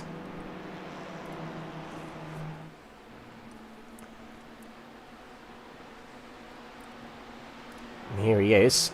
On his own a little bit there, as we see just up ahead. Andy Oldhouse versus Matthew Williams. They're both in different categories, but they're still fighting for track position. And of course, 6th to 12th position as it starts to rain here. And there's a lot of drivers out there on dry tyres right now.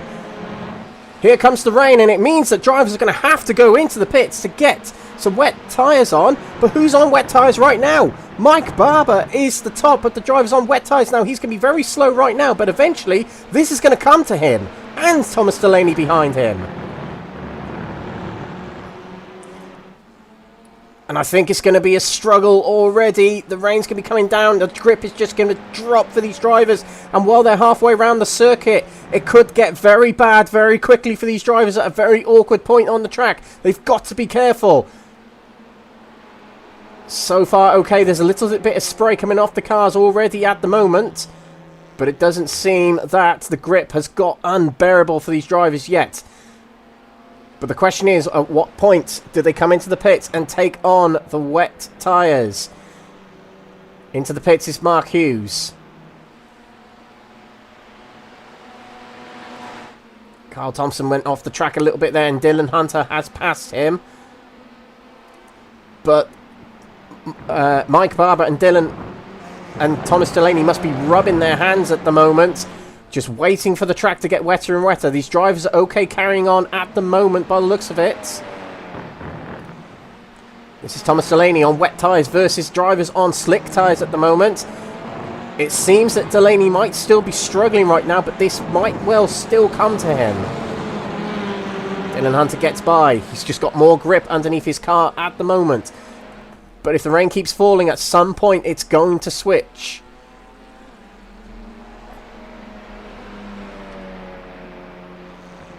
Good lead for Bennyworth and Cheverton at the moment. Bennyworth hanging on really well to this lead. Stock has dropped back a little bit, and Matthew Williams is not too far behind. This is a real breakthrough night for Matthew Williams so far. He's driving superbly well tonight.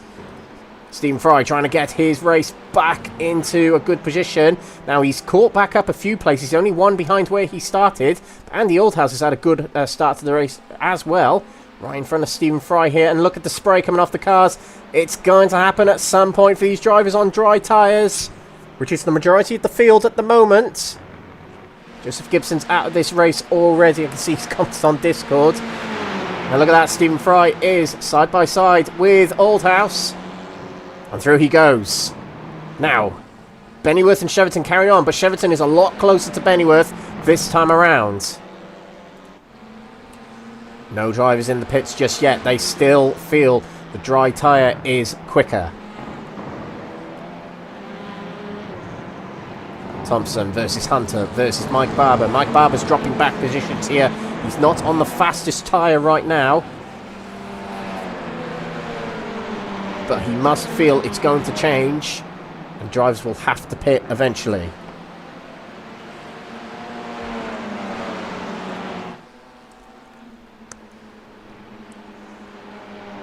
Now, at what point is the grip going to swing? It looks treacherously wet out there, but how it looks is different to how it feels for these drivers right now. There's a lot of spray coming off the back of the cars here as they head through Church Corner now, but they're not struggling for grip. They seem to be coping well at the moment. It certainly must feel a lot better than it looks right now, because right now it doesn't look good. It does feel like they are having to ease off a little bit, but carrying on the track still is Bennyworth and Cheverton. Now let's just see what the last laps were from these drivers. It is slowing down a little bit. They're about 2 seconds slower than what they were on their fastest lap of the race. Of course, that would be a dry track. Steve Johnson has decided, you know what, I'm going to do it now. I'm going to go into the pits. We've got Dylan Hunter, who's one of the, not Dylan Hunter, sorry, Mike Barber, who is one of the drivers on wet tyres, highest of the drivers on wet tyres at the moment. His last lap that time around was a 1:24, so he's still significantly slower than the rest of the field, but it is coming to him. He's keeping in touch.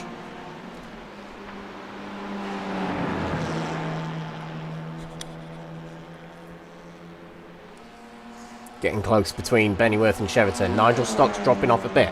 6 seconds behind, and he's in threat from Matthew Williams. Just a second back. Through Church Corner go the leaders. Bennyworth guards the inside already. The weather and the conditions might be changing here, but Bennyworth is not going to give up. A hard fight with Cheverton, who is much later on the brakes, heading into the chicane, and he's able to still get it through the corner safe and sound. Brilliant move there from Cheverton to take the lead. And Bennyworth very conservative through the corner there. He's I think Cheverton at this point has got a better grasp at the grip on the car. And look at this, Nigel Stock has dropped down a little bit. 2 places dropped coming out of the chicane there. Let's see what's happened to Nigel Stock there.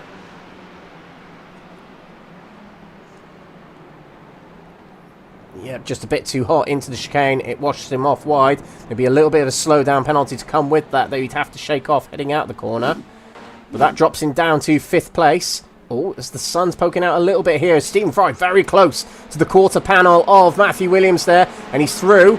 He's very close to making contact. But now look at this. 4 cars fighting for 3rd position here. Whoa, contact from Matthew Williams as he dives it back to the inside of Stephen Fry. Crest Autosport cars on the inside. On the outside is Matthew Williams and Lewis Mason. But back through go the Crest Autosport cars. Matthew Williams trying the undercut now. Back on Nigel Stock to take back the lead of the AM category. This is 1, 2, 3 in AM category battling. Stephen Fry's at the front of them, not in category. But these 3 are facing off here. Matthew Williams now back in front. Off the track there goes Nigel Stock, and he just about keeps hold of the car. But this looks horrendously wet. How are they still out there on slick tyres? Lewis Mason diving to the inside of Nigel Stock.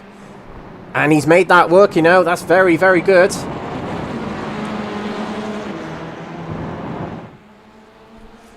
Good exit from the corner there from Matthew Williams. He's back to the inside of Stephen Fry. Through he's going. Oh, contact between the two. But staying on the outside, staying resilient was Stephen Fry. To the chicane. Williams holds the inside. Stephen Fry giving plenty of room, but following Stephen Fry round is Lewis Mason. He takes the lead here. Lewis Mason hasn't won race yet in the AM category, but he now finds himself in the lead in this race. This ever-changing race of conditions. And now he's trying for 3rd place. Now all of these drivers are in the reverse grid positions. But they're having such a great fight here. It's fantastic to watch. Mason's through into 3rd place.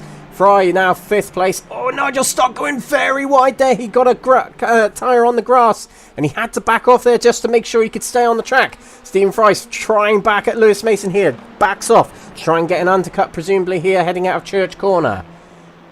Now on the last lap, the wet tyre drivers, some of them were at the same pace as the drivers on slick tyres right now, so it is the swap over is happening now, but we're at lap 9 of 6. Oh, Stephen Fry's back through on Mason. Mason washes off wide. Oh, when he cuts the chicane a little bit there, might be a slowdown penalty to go with that. And Nigel Stock, a good exit from the corner. He's going to find himself to the inside of Matthew Williams. Not quite. And a flash of the lights there from Lewis Mason, presumably not happy with something Stephen Fry did there.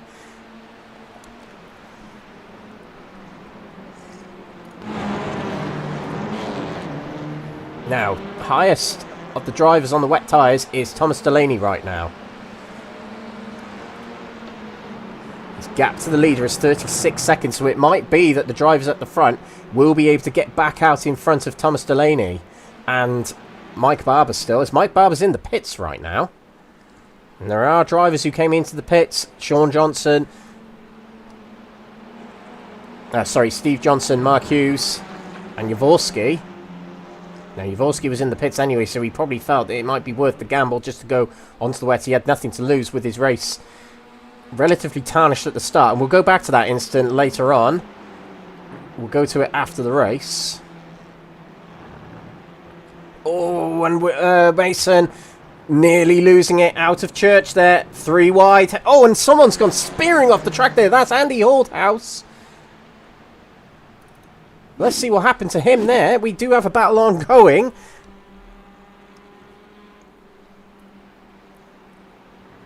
Through Church corner. Gets a bit of the grass and it just spits him off the track. We resume. It's still close between these three. But I do feel that at this point for the drivers, although it's very wet and it's stopped raining right now and a lot of the spray has calmed down a lot, it might still be better for the dry tyre drivers to stay out there now and see out the race. Thomas Delaney is going to have significantly more grip than some of these drivers. And on that last lap, he was quicker than the majority of the field. So the crossover is still happening. But it hasn't quite worked out for the wet tyre drivers who started this race. Oh, look at that. Ben Bennyworth has passed Cheverton. But it's now side by side again as they head out of the corner. This is a brilliant battle between these two in the majority of this race so far. They're a long way clear of anyone else at the moment. And they're still the quickest in the field.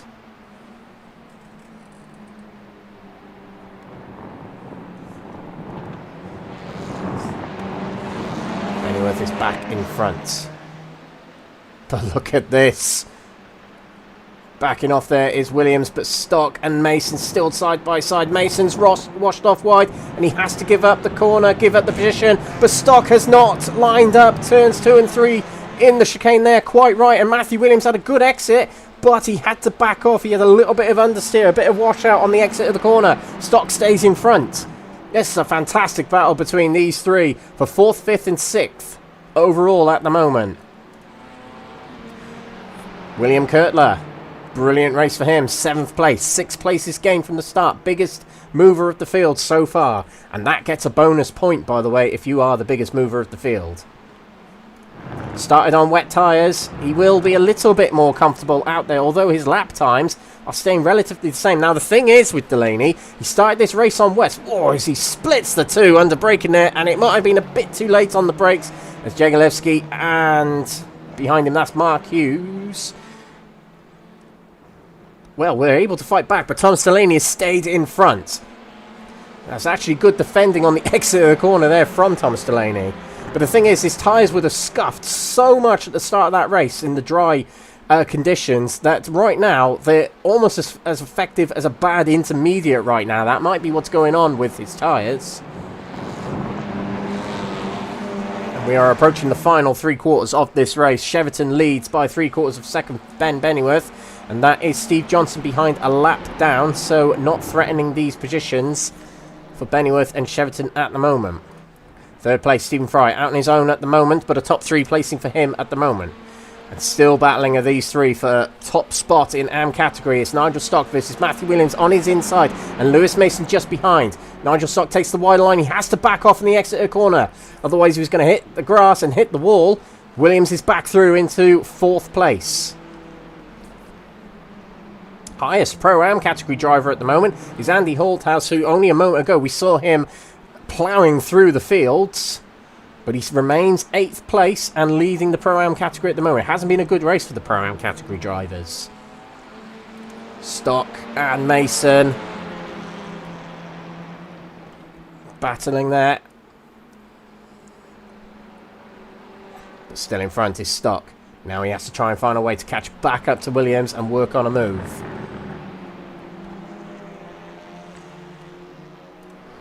Bennyworth's gone off the... Oh, hang on a minute. There's another driver off the track. I think that was Steve Johnson. Yeah, he's gone off the track. But Bennyworth had a moment as well, and here it is. No, I thought it was Cheverton who was off the track for a moment.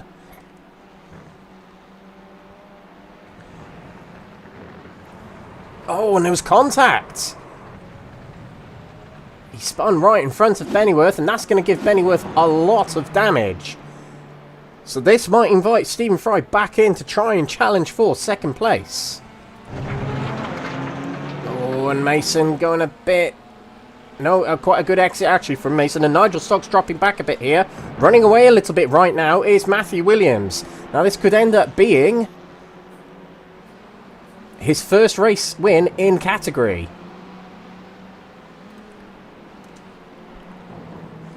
Incredible for him if so.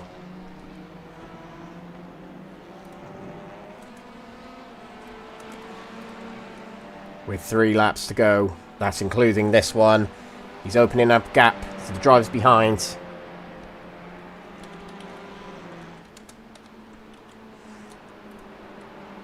These are our race winners so far this season. Adding his name is Mike Barber, but in the Pro-Am category, but might be adding their names after this race is Andy Oldhouse and Matthew Williams.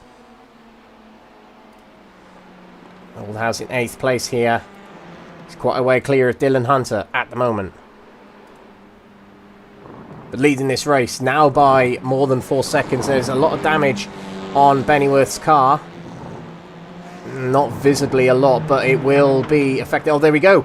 He's had to go into the pits. His car is too damaged. He might have the meatball flag, which is the black with orange disc flag. And that will see Stephen Fry taking second place in this race. And Bennyworth, it's just all come undone for him. Now he leaves the pits. He was able to get a fast stop there. But that's only going to drop into 3rd place in category. It might drop him down a few places on the grid. But there will be a reverse grid as well. So this might be a good tactic from Ben Bennyworth to try and get himself higher up the grid ahead of his rivals for the next race. And who knows what the weather's going to be in the next race. Stock struggling a little bit at this point. He's dropping off from Lewis Mason and from Matthew Williams. But in the clear now is Matthew Cheverton, a 12-second lead. And this might well be another race win for Matthew Cheverton. It would be number 6 of the season. Of the 11 races we have done so far this season. So more than a 50% record. Which is incredible. He's just come off the back of the GT3 League on Thursdays here at Next Gen Racing, finishing 2nd place in the championship, battling for 1st until the final round. And he couldn't quite do enough to win the championship that day, but so far in the NXTCC, it's going very well for him. Thomas Delaney, despite being on probably the wrong tyre in this race, he's having arguably a good race here, as we see Mason retaking the lead here of the AM category, and Bennyworth is fighting with this bunch as well. But Lewis Mason back into the lead of the AM category, and he was looking like Williams had it all under control, but it has come undone a little bit for him. White flag waves to signal the final lap. One of these 2 drivers could well be a new winner in the AM category.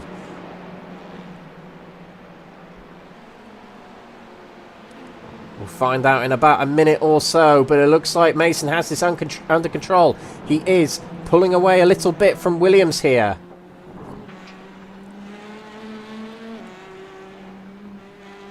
He seems relatively comfortable as Williams just piles it across the curb. Heading out of Cobb then. Oh, and Mason, a flash of the lights there. He wasn't happy with the back marker, just holding up the outside of the corner there. But we have to switch to our winner of this race. Another exemplar performance from Matthew Cheverton. Bennyworth kept him very honest throughout that race. But Cheverton emerges victorious again with his 6th win of the season. And the emergent championship favourite from this race, I will imagine. It's a win for Cheverton. 2nd place for Stephen Fry, his 2nd place in the pro category for himself. 2nd place on the road and 2nd place in category, and it's going to be close between these 2. Look at Williams trying to fight back, but Lewis Mason will get across the line and he'll win in the AM category for the first time, and it'll be 3rd place overall for him. A fantastic result for Mason. Brilliant battling there from Williams, but it's 2 2nd place finishes for him. 3rd place in pro category goes to Ben Bennyworth. The damage he had on his car, just collecting a driver spinning on the outside of Church Corner, It results in him having to take a fast repair, but he still comes through in 3rd place and 5th on the road. Nigel Stock 6th and 3rd place in category. A good performance still from him, the race 1 winner. And Andy Oldhouse will be his first race win in the Pro-Am category, but 7th on the road, which means might just be in the reverse grid draw. It can fall on anyone from 6th to 12th place. So those drivers eligible for that number will be Nigel Stock, Andy Oldhouse, Thomas Delaney, William Kurtler, Carl Thompson, Dylan Hunter and Sean Doby. So let's go through the provisional results of this race. Anything can change post-race, but these are results that will stand for this reverse grid draw. It's Matthew Cheverton at the front of the pack. 12 seconds clear of Stephen Fry, 2nd place. Lewis Mason in 3rd position with his first win of the season in category. Matthew Williams 4th from Ben Bennyworth. Nigel Stock 6th, so he will at least be safe in the reverse grid draw and could land pole position. Likewise can land pole position are the next 6 drivers that are Andy Oldhouse in 7th position, Thomas Delaney, the highest driver on wet tyres, in 8th position, William Kurtler with, I think it is his highest finishing position of the season, 9th for him. Carl Thompson in 10th, Dylan Hunter in 11th, and last of the eligible reverse grid drivers is Sean Doby. Mike Barber on wet tyres, it hadn't quite worked out for him. He's in 13th place from Steve Johnson in 14th. Slavomir Jaworski is in 15th position, a bad race for him, and we'll check the replay to see what happened to him at lap 1. And Mark Hughes in 16th with Piotr Jagalewski in 17th, and non-finishers were Joseph Gibson and Trevor Sharp. So without further ado, let's go to the wheel spin. So we have got 7 numbers in here, from 6 to 12. The pointer will land on the number that's going to be the reverse grid number for race 3.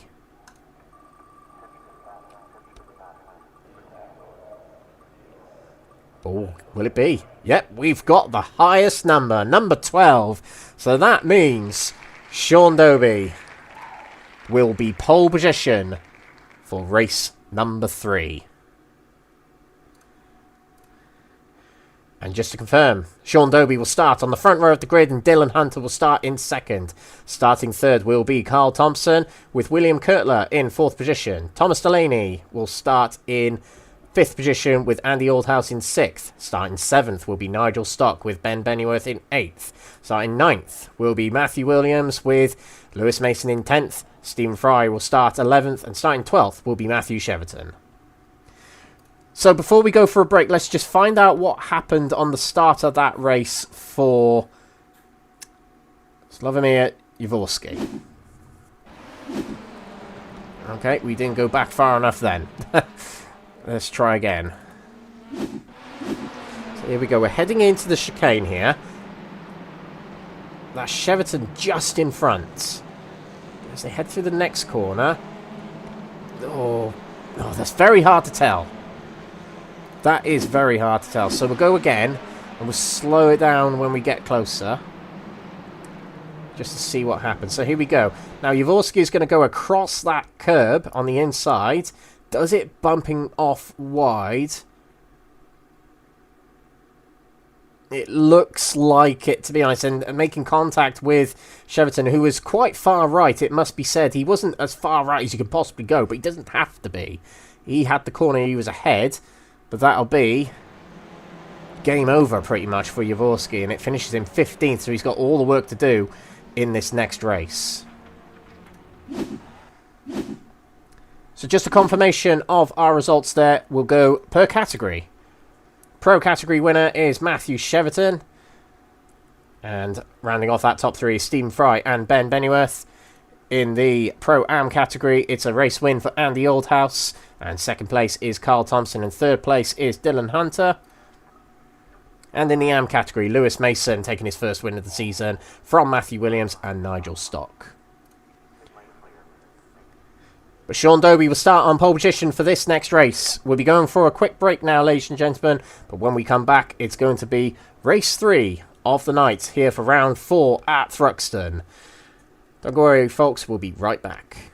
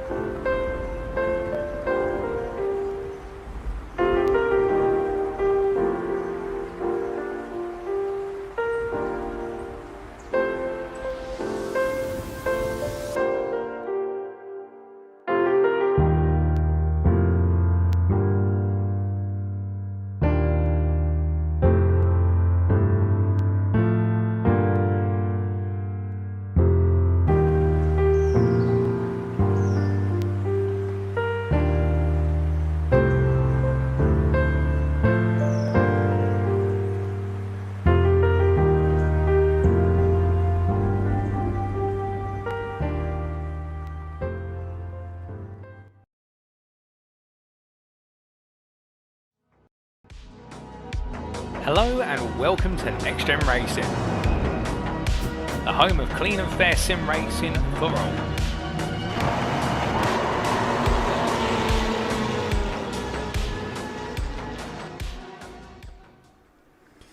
Welcome back, ladies and gentlemen, to a very wet Thruxton story of the night, really, isn't it? Welcome back to the NXTCC, though. This is round 4 at Thruxton, and here at Next Gen Racing, let's give a big shout out to our partners, sponsors, and affiliates that are Power Max Racing, Mark Sykes Designs, Benji Sim Photos, Motorsports UK Esports, Sam Cases, Moser Racing, Joyce Design, Falconer PC, and title sponsor for the series, Doble Motorcycles. This is the NXTCC Season 9, and this broadcast is coming to you live on Wednesday nights, but the drivers take part in these races on Tuesday nights. But on the Tuesday nights, broadcast live on those Tuesdays, are the Orange Lobby races brought to you by Paul Walsh.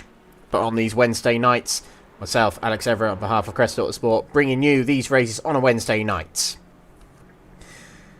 This is a mixed class series. All drivers can take part of all skills. You've got the pro category for the top third of the drivers, middle third of the drivers will be in the Pro-Am category typically, and the lesser experienced drivers typically go into the Am category.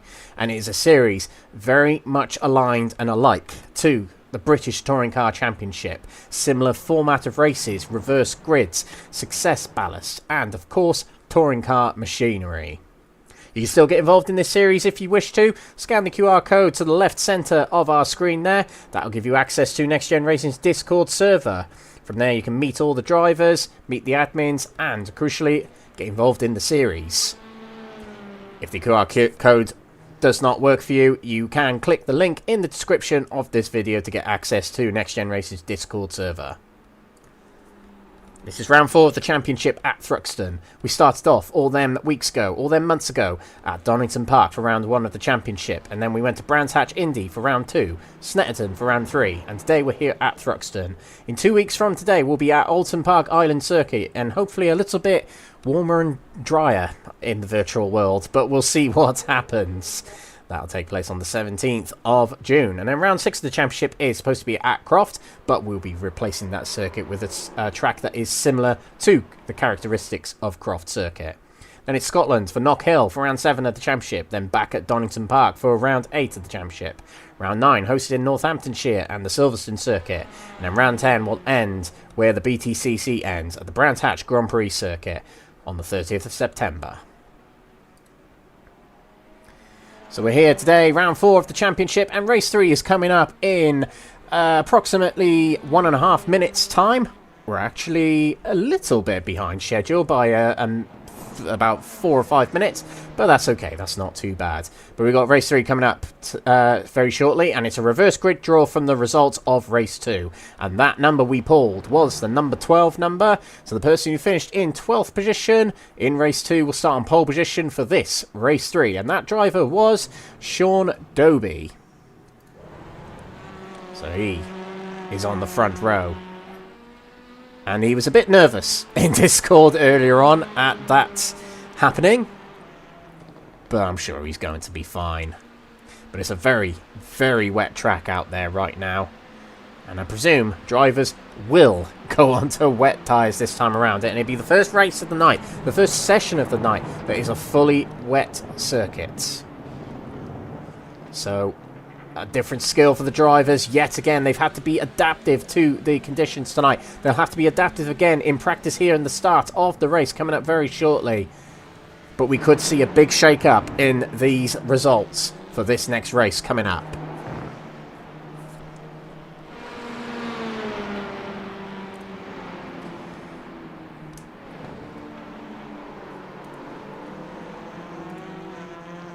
And looking at the forecast at the moment, it looks like it could dry up later in the race if it can dry up quick enough. That's just looking at the forecast that I've been sent on Discord, actually.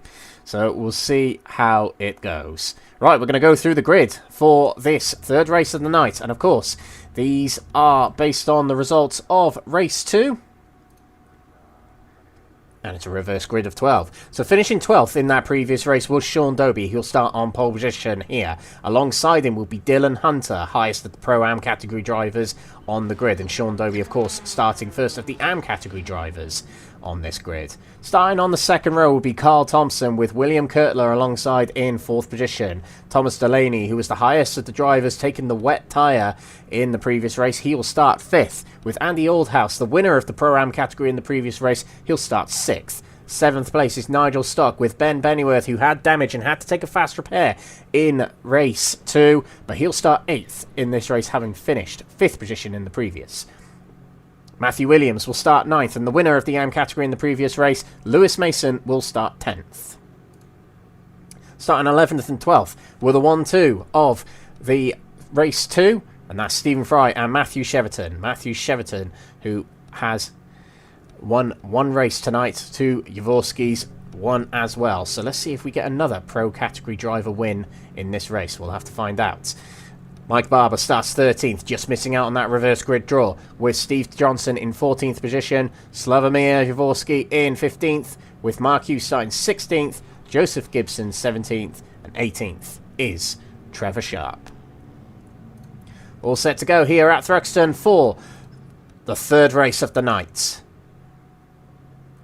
And all ballast has been shifted for the drivers based on their finishing positions in the previous race. Matthew Cheverton will be back on full weight, given that he won the previous race. And Matthew Williams will be highest in the weight category for the Am category, and highest for Pro-Am category will be Andy Oldhouse. So they'll have to acclimatise to the weight. Not only that, they've got this heavy, wet weather to contend with as well.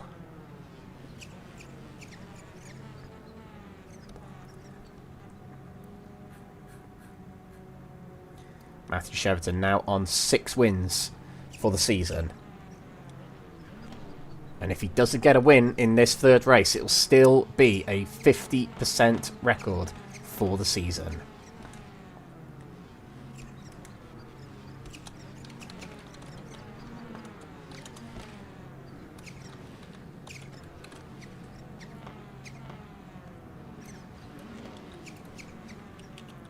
Drivers eager to go. We are just waiting for the race directors to get us going. Here are our race winners for the season so far. You can see in the Pro-Am category it grows to 6 different drivers who have won races this season, and Am category grows to 5 different race winners this season.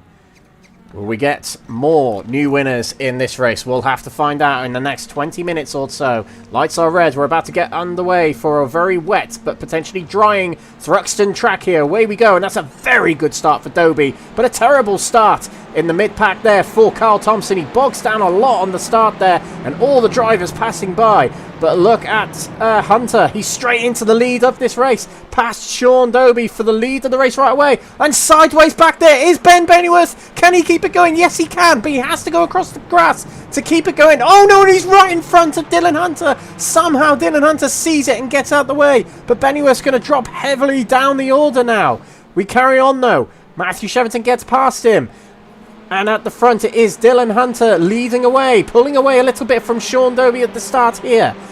Cheverton's up 6 places already to 6th place. Fantastic start for him. And Trevor Sharp has had a good start to this race. He's up to 10th from the back of the grid. Fantastic start.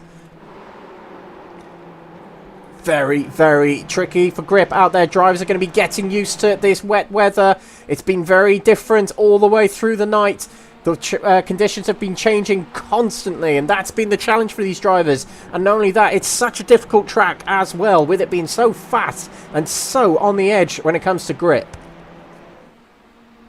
But I must admit, the drivers have been fantastic tonight in their battling and their adaptation to the conditions. As we see up here, Oldhouse is being challenged by William Kurtler, who's having a great night so far. We haven't really seen him this far up the order yet this season. 4th place for him right now as we end the first lap of the race. Our leaders in each category: Dylan Hunter in Pro-Am category leading the race. First in the Am category is still Sean Dobie in 2nd place on the road. And Matthew Cheverton is back into the lead at the Pro category already in this race, and 6th place on the road. Nigel Stock has dropped far down the order, and so has Stephen Fry, so I believe there's been an incident somewhere, and this might have been it. Looks like Matthew Williams was involved as well. So here we go, heading into the chicane here. Let's see what happens. Oh, contact between Nigel Stock and a Quatermass car. I'm not sure who it is. And then Stock collects Williams, who collects Gibson as well. Gibson's had a miserable night. Off the back of a fantastic night at Snetterton a while ago. But that drops Stock well down the order. And Stephen Fry has also fallen down the order as well. And Jaworski is far down the order as well. So this has turned into a miserable night for him, considering it was going so well following race 1 with a race win and qualifying with pole position. It hasn't gone well for him for the rest of the night. Now look at this back here. Kurtler and Aldhouse side by side. Kurtler's got the better line. And look at Thomas Delaney just sneaking around here. Oh, he's looking to the inside. He's going to try the inside. He's squirreling sideways a lot. Can he get slowed down? Yes, he can, but they're all sideways. And Aldhouse spins. Off the track he goes. And he has to put it back out on the track. But somehow Kurtler and Delaney kept it going, and they were sideways breaking into the corner. Kurtler has backed off. I think he had a slowdown penalty. Look who's going around the outside. It's Matthew Cheverton. Oh, and there's more contact. Round goes Kurtler, and off the track he goes. It was 3 wide going through Allard, and it didn't work. Drivers came together, and one became undone by that. That was Kurtler, and he's had to take it back to the pits, I think. No, he's trying to carry it on back to the pits. Steve Johnson just getting out of the way there. Now it says he's in first place. I don't believe he is. I think he is actually meant to be a lap down, but somehow the timing screen's messed up just a little bit for us there. But these drivers carry on now. Let's just get another replay of what happened to William Kurtler. So here we go. He takes his slowdown penalty there. Thomas Delaney goes to the middle. Cheverton on the outside. There was a bit of contact there, but Kurtler tries to fight back, and he understeers into his teammate, which sends himself round. Contact with Delaney then after, but somehow Cheverton was able to keep it going. Back here, Mike Barber getting his night back under control. He had a bad second race with not the right tyre strategy, but he's looking behind his teammate there. Him and his teammates will try and work together, presumably here, to get further up the order. Thomas Delaney with a front bumper missing. Will he take this fast repair? No, he won't. He's going to carry on. Fastest lap of the race at the moment for Sean Doby. Good so far from him. He's a previous winner in the AM category, and he could well do it again. Likewise, Dylan Hunter is also a previous winner in the Pro-Am category. 3 wins under his belt so far this season, and he could well get a 4th tonight and be the most winningest driver in Pro-Am. Matthew Cheverton in the clear a little bit at the moment in the Pro category, unless Ben Bennyworth, not too far behind, can change things. Now Lewis Mason, winner of the previous race in the AM category. Let's see if he can get a double of wins. Oh, is he sideways going around the corner there, following his teammate Cheverton around. If there's anyone you want to follow around here right now, it's your teammate, and that is Matthew Cheverton, arguably the fastest driver in the field at the moment. And the old house is back in the race. He had a spin just 2 laps ago. Jaworski, miserable night in the end for him. It was starting off so well, but it hasn't quite gone his way. And Stephen Fry's fallen back here. But they're still 3rd and 4th in category, with the Pro category only having 4 drivers in the field right now. Piotr Jegolewski hasn't turned up to this 3rd race, unfortunately. So that reduces the amount of Pro drivers down. Matthew Cheverton with the fastest lap at the moment. Ben Bennyworth only half a tenth slower on that last lap. And it's so ungrippy. They are about 10 seconds slower than the fastest lap they've been achieving at all tonight with a drying or dry track. And they have been slower at points tonight where they've been on dry tyres in the wet conditions.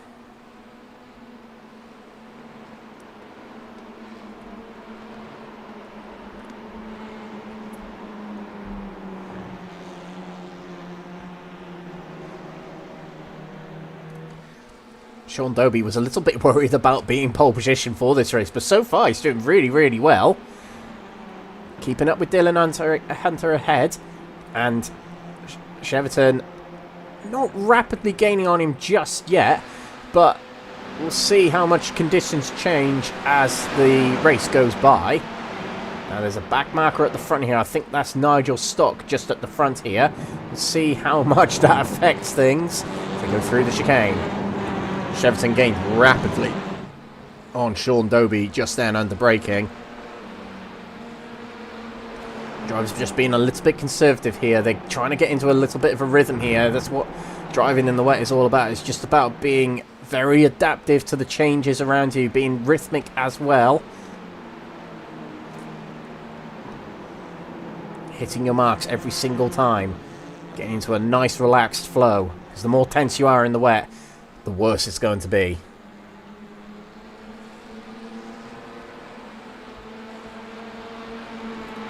Lewis Mason, that last time around, was the fastest driver on the track.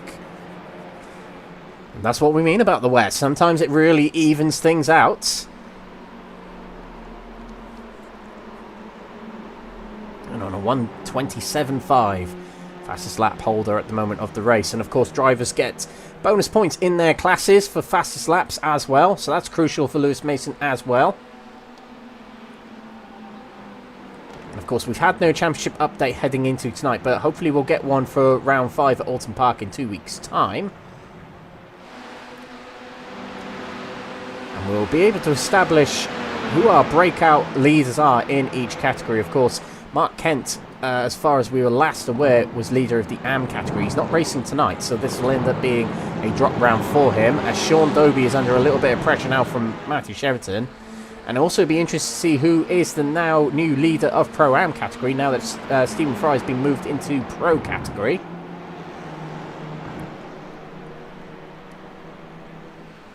Sean Dobie under pressure, as mentioned, from Cheverton.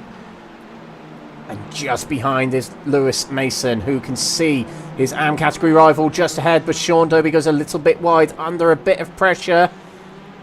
Oh, Cheverton trying to sneak to the inside. He's going to force his car to the smallest of gaps, and Sean Dobie's getting out of control there, but somehow he keeps it going very well indeed. But he drops a place behind Cheverton. Now he's under immediate pressure for that AM category lead from Lewis Mason.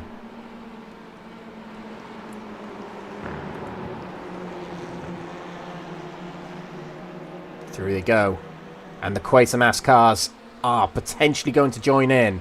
They would have hoped that Cheverton would have stayed behind Dobie a little bit longer so they could catch up a little bit more. But Bennyworth and Mike Barber are not too far away, and they've just got to hope that they can keep in touch with Cheverton. Side by side between Dobie and Mason. Mason was quicker down the straight, but he's on the outside heading into Club Corner. Contact between the two. But through goes Dobie. I think he got that done and dusted fair and square enough. And through he goes back into the lead of the AM category, having lost it for just a split second on the Brooklyn straight then. Good exit there from Lewis Mason. Little bit of an undercut out of the corner. He'll have the inside for the chicane coming around here. He's still got the inside, but he's not later on the brakes. Still has the inside, but Sean Dobie's washed out. He's going to relinquish the lead here and third place overall. And now he's going to be under some pressure from the Quatermass cars. And whilst he's trying to recover his car through the chicane, Lewis Mason pulls away by a second, with Dobie having to recover his car there.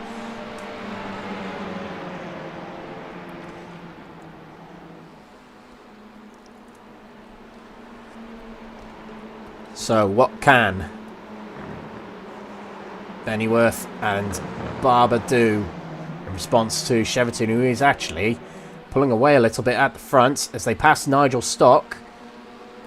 Dylan Hunter here at the front. He's halfway through the race now, holding the lead, not only in his class, but overall. Both equally as important. But he has got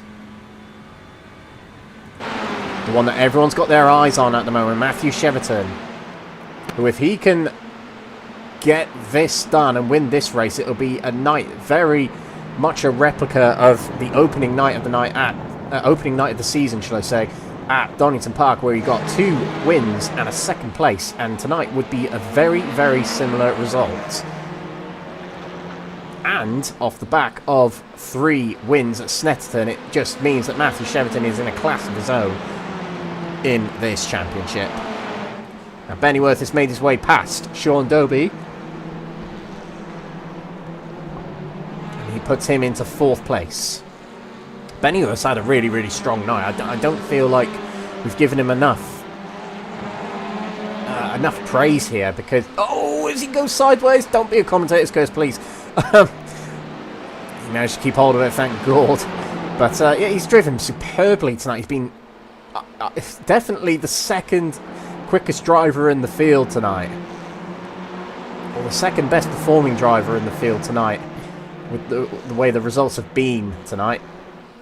And he pick up a good batch of points from this round.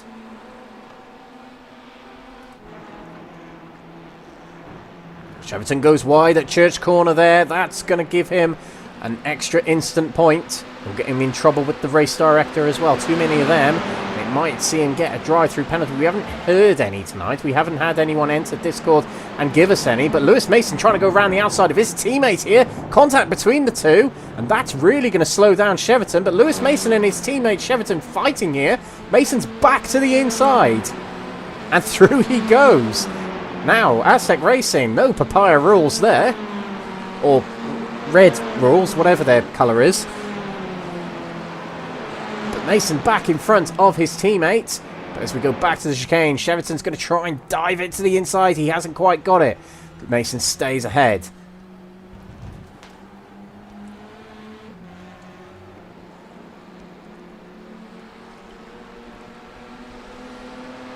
And Dylan Hunter will enjoy seeing that in his mirrors. It will slow down Cheverton.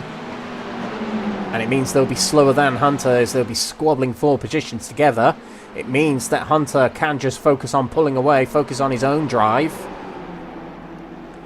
As Dylan Hunter makes his way past the back marker of Carl Thompson there, who's 12th place at the moment.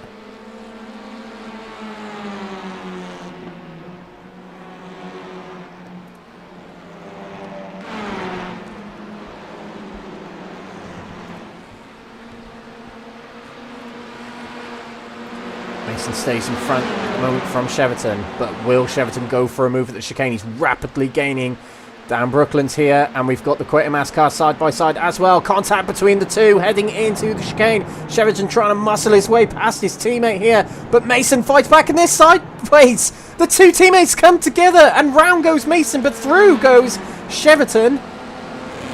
Drama between the teammates there, and now that welcomes in the Quatermass cars, and Mike Barber, just then while we were watching that, gets past his teammate Bennyworth and is now right on the rear of one of the 2 Aztec Racing cars here.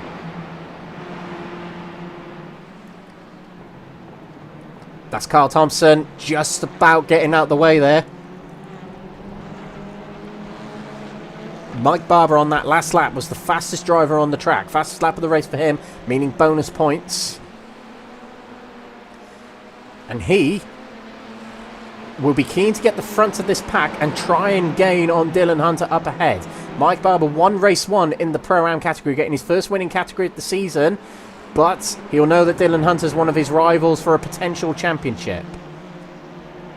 He'll want to get past these drivers, or at least work with them to try and catch back up with Dylan Hunter, who is now 4 seconds up the road, with Cheverton and Lewis Mason coming together just a lap ago.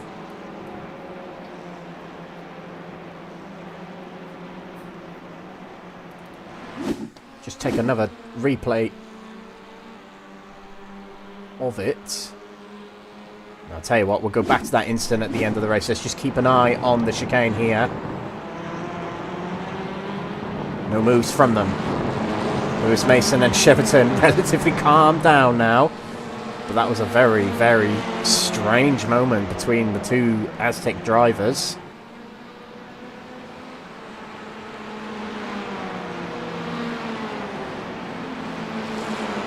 Five laps to go in this race, including this one. Hunter leads by 3.6 seconds that last lap. Cheverton gained back some time.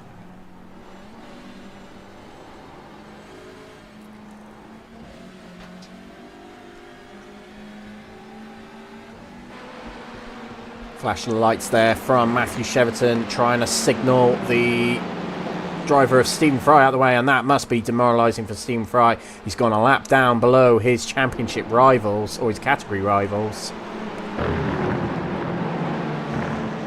But he gets out of the way of these drivers so they can carry on with their battle.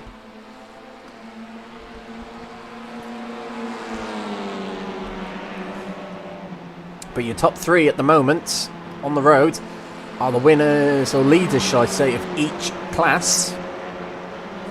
Dylan Hunter of Pro-Am, Cheverton of Pro, and Lewis Mason of Am category.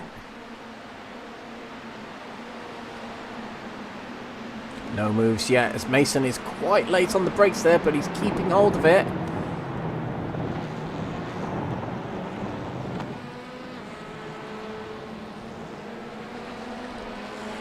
Four laps to go now. Cheverton did not gain that much on Hunter, only 3/10. So Dylan Hunter is holding himself very well at the moment. And if he keeps things on the black stuff, or the black wet stuff, he might be on his way to an outright win here. And the outright winners this season are Cheverton, Jaworski, Morales, of course, who's now in the orange lobby, Stephen Fry. And they're the only drivers who have won outright this season. All are pro category drivers. Stephen Fry was Pro-Am but promoted up to pro category, and Dylan Hunter would be the first Pro-Am category to win a race outright. But look at this, Mike Barber has found his way, oh, he nearly found his way, actually, to the inside of Lewis Mason. I think he backed out of that knowing that he wasn't on a very ideal line for Church Corner. But he has a pretty good run, heading down towards Club Chicane here. Mason goes to guard the inside. Barber's going to try back to the outside. No move yet. Don't write off Sean Doby here. He's lurking around here as well. Waiting for these to battle up ahead. 3 laps to go. He might get an opportunity to swipe away some positions here.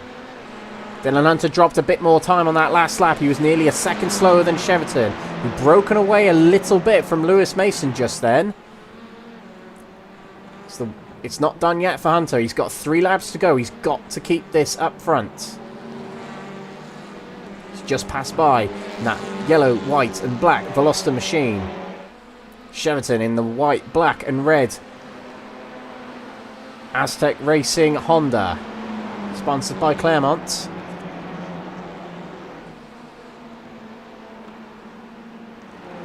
And we got the Quatermass cars in the blue, cyan and green gradient car. Right on the back of these Aztec cars, and Mike Barber washing off a little bit wide there. He just kept it on the track. The drivers right now finding it difficult to overtake one another. They're into a good rhythm now. They've found the ideal racing lines and the ideal braking points, the ideal throttle pressure they can put down through these corners in this tough, wet conditions.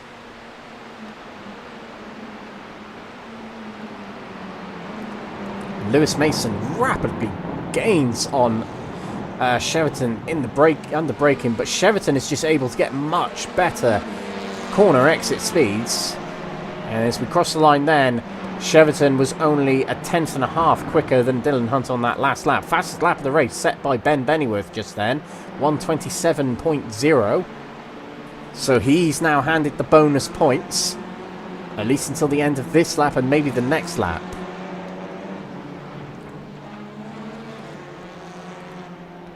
There's Dylan Hunter, the only American native driver in the field right now.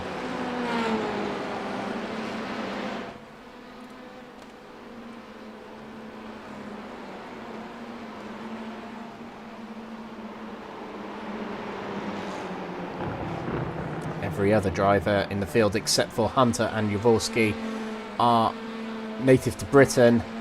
Jaworski a race winner tonight, and Dylan Hunter potentially a race winner tonight. Spoiling the Brits party. This thing's got a little bit closer between Lewis Mason and Mike Barber there. Mike Barber's pulled out from behind Mason. He's alongside and he's got his nose just ahead actually as we head down to the chicane. And we'll be starting the final lap very shortly. Mike Barber might be able to sneak his way into third place here. But Mason fights back and he just gets it back through the chicane in front of Mike Barber, who's now in trouble from Bennyworth. That was excellent defending, I believe so, from Lewis Mason, as Bennyworth is back in front. Lewis Mason with the fastest lap of the race on that last lap, despite that battling he had into the chicane there. That's Jaworski pulling out of the way, just to let through these drivers. 2-second gap between Hunter and Cheverton. Hunter on that last lap was a few tenths slower. But he just needs to get through this lap safe and sound and he'll have it. A race win. Quatermass drivers have dropped off from Lewis Mason. They've got really bogged down heading out of the chicane last time around, the club chicane. And it's dropped them off from contention with these Aztec racing cars. They're now within 2 seconds of Dylan Hunter, but it might be too little too late. They'll keep trying though, anything can happen. Anything does happen. If you watched the GT3s last Thursday, you can see that anything happened at any point during the race. And if you know what I mean, you know what I mean. Oh, and look at that, Mason. You know, figured that we might not win this race, guys, but let's have a good battle to the end here. Mason and Cheverton side by side heading towards the chicane. But we are going to watch eventually our race winner head through. Yeah, we will. Dylan Hunter is an outright race winner in the NXTCC Blue Lobby. He wins race 3 here at Thruxton. Matthew Cheverton, it is a repeat of wins in the pro category, but second place overall here for the second time tonight. He's had 2 second places and 1 first place overall tonight, but 2 first place finishes in the pro category. And Lewis Mason with back-to-back wins in AM category and 3rd place in this race. Fantastic result for him.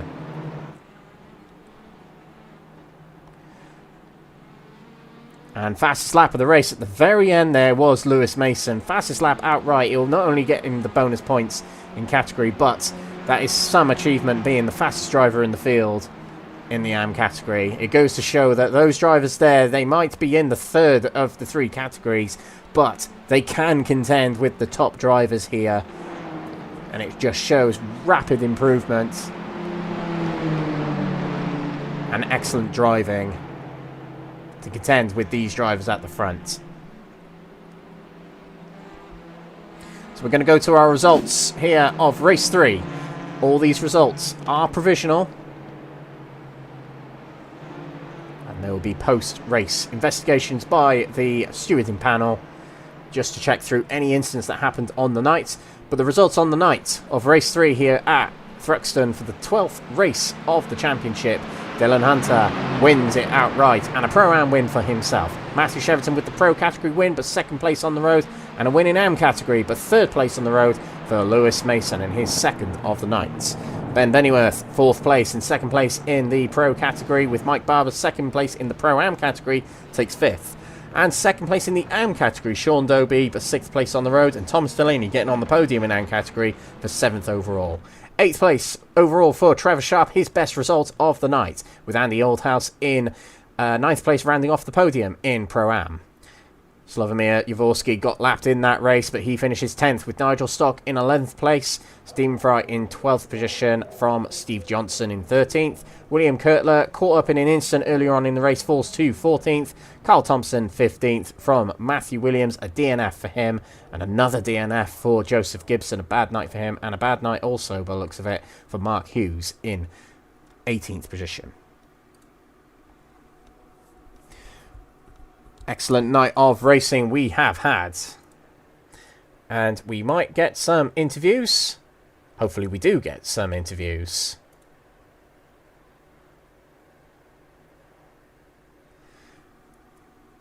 But what a fantastic set of racing we've had tonight. And just to remind you, ladies and gentlemen, in 2 weeks' time, we're back live on Next Gen Racing on YouTube. It will be round 5 at Alton Park Island Circuit. A very narrow circuit, quite a technical circuit. So it's going to be very entertaining indeed to see the drivers right on the ragged edge on that tough technical track.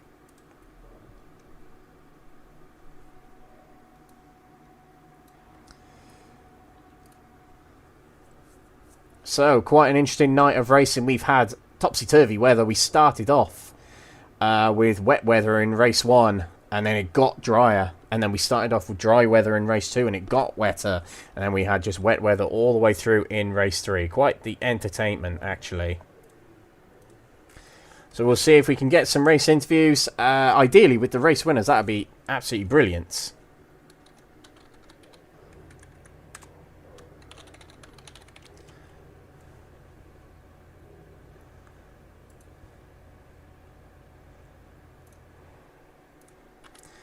And in fact, we will go back to the start of this race and we'll get our replay with our first driver of the night.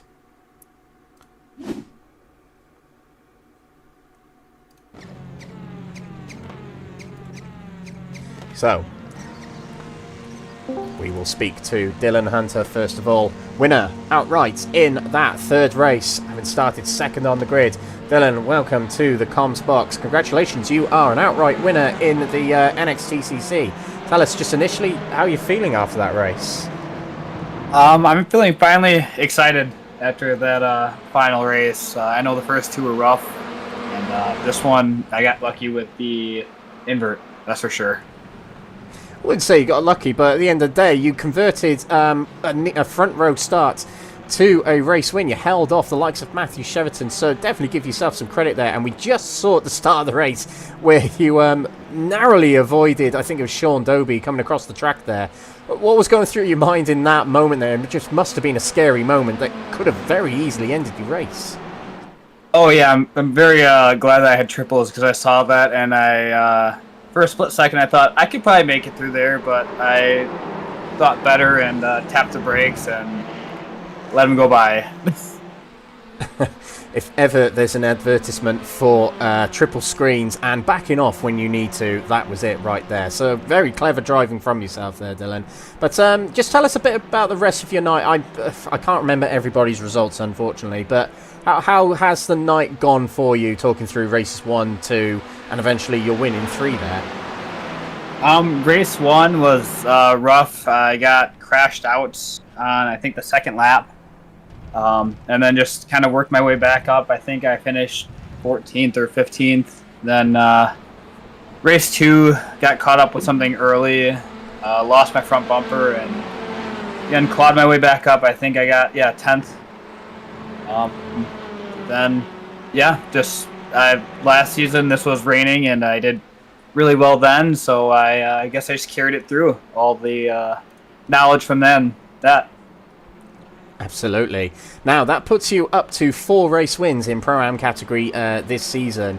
Are you feeling good for a championship push in Pro-Am category at the moment? Yeah, I would have to say I feel good. It's going to be tough with the these tracks. I'm not used to these European tracks coming from the States. Really hope that we can get some state races in, but not looking forward to. I'm glad that there's no Nürburgring race on this one this year. Well, maybe if we're replicating IMSA or something like that next season, we might get some tracks native to you. But doing very well on the British tracks at the moment. But let's talk about the next race coming up. Now, you've mentioned you're not too familiar with these European British tracks, but we got Alton Park next up, and it's the Island layout, which is a very popular layout, raced widely in Britain here. But how are you feeling about that track next week? I mean, I'm looking forward to every race. So let's just say that I have my own struggles with being on in America over here. With you can't really practice with you guys, so it's a lot more private sessions, not knowing the pace till Monday, and then go from there. Yeah, that's quite the challenge for you, actually. Yeah, because you are presumably 4 or 5 hours, maybe more, behind us at the moment, so it does make things tricky. But doing quite well, I would definitely say so. So let's look forward to Alton Park next week. Let's see how you get on. But before we head off, Dylan, is there anybody you want to give a shout out to who might be watching the broadcast tonight? My wife, she helps me through this, keeps me going with this hobby. My parents for getting me into racing, and shout out to like Nordy Designs and P1 Simulators. Fantastic. Well, thank you very much, Dylan. Well done tonight. Fantastic racing in race 3 there. We'll see you next time at Alton Park. All right, thank you. There we go, Dylan Hunter, winner of race 3 there, and is now an outright race winner in the series. And I believe that makes him, if I count them again, it was Cheverton, Jaworski, Morales, Stephen Fry. Yeah, that makes Dylan Hunter the 5th outright race winner this season. And in the Pro-Am category, that gives him 4 race wins in this season.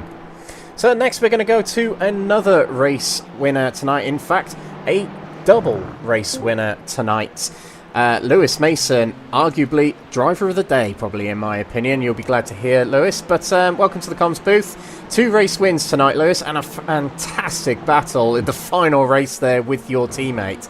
Just tell us initially how you're feeling after what is a successful night for yourself.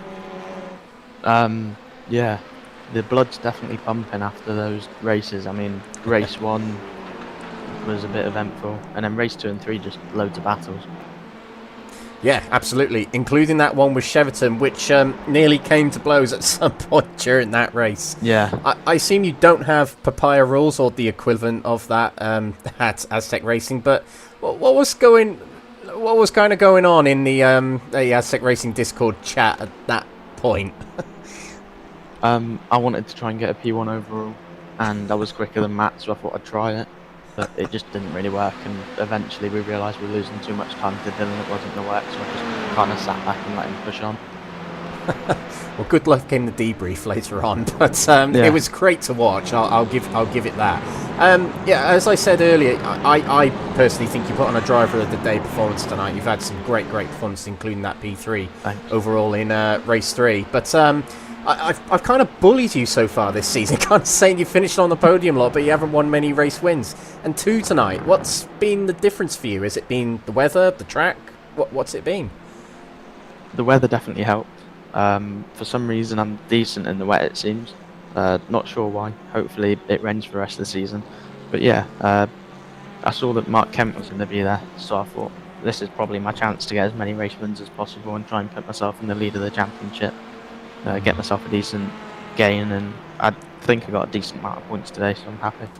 Yeah, that's a very, very good point, Mark. Not racing tonight, that gives you a good round under your belts. Yeah, it's looking likely that the AM category championship is going to be between yourself, Mark, and potentially Nigel as well. How are you feeling about the championship situation now? We haven't got much in the way of points updates heading into tonight or heading out of tonight at the moment, but how are you feeling confidence-wise about your chances in the championship? I mean, going into it at the start of the season, I was pretty hopeful to win it. But then, for some reason, since Mark Kent took his break and he's come back, he's become rapid. And so it's just every week putting more practice in, more effort in to try and find those temps and get the lap time as low as possible to try and get a good qualifying and just trying to beat them as much as possible. But like you said, Mark Kent not being there tonight really helps. Absolutely. And how much are you leaning on your teammates at the moment for, help, advice, etc.? It's a fixed setup series, so it's basically a spec series for us. But how are you leaning on your teammates for a bit of help at the moment? I mean, especially in races like tonight where you're trying to figure out which tyres to be on, teammates definitely help. But teammates help as well as things like Garage 61 for telemetry. I mean, using that, you can gain so much from comparing your lap to one of the really fast pros, seeing what they're doing differently. I mean, it's literally small things like getting off the brake sooner, getting on the throttle earlier, and not planting the throttle as fast. Just small things that can gain you so much time in these cars.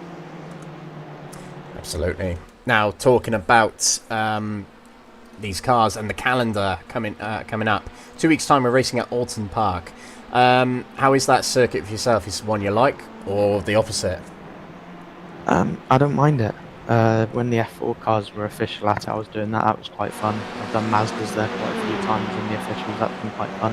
So I'm looking forward to it. I don't mind Alton. It's a nice track. It flows quite nice. And for you, presume I hope you hope it's wet, don't you? Exactly. Ah, Gonna be fantastic. doing the rain dance. Little bit of an in-joke there with Next Gen. But, yeah, last question, Lewis. Is there anybody who might be watching the broadcast tonight that you want to give a shout-out to? Obviously teammates, people that are on the car, they always help. And just, people for not taking me out, I guess. And that'd be a message, everyone. Fantastic, Lewis. Great racing tonight. Looking forward to seeing you out there in Alton Park. Thank you very much. Yep, thank you very much, Alex. There we go, Lewis Mason of Aztec Racing we're chatting to there. Very joking behaviour there. I'm sure he's feeling very happy with his performances tonight. Another driver we're going to speak to from Aztec Racing, and pretty much Lewis's rival in that race, and vice versa. But we join Matthew Cheverton in the comms booth right now. Matthew Cheverton, another great night for yourself. 2 race wins in category, 1 race win outright. You're getting rather used to this at the moment, aren't you, Matt? Yeah, I mean, I was more considering tonight being the poster car. I was sort of trying to figure out what wall I'd end up in. You know, it seems to be the running joke that the poster car is cursed. So if the curse is 2 P2s and an out and then a first overall, I think that's pretty good. Yep. And to anyone who isn't aware, people say that the thumbnail car or the poster car for these live streams is plagued with bad luck. Is what we joke about at Next Gen. But you seem to have lifted the curse, Cheverton. But Matthew, sorry. You did have some 2 very close moments tonight. In race 1, there was a little bit of a coming together between. No, sorry, race 2. Sorry. There was a bit of a coming together between you and Jaworski.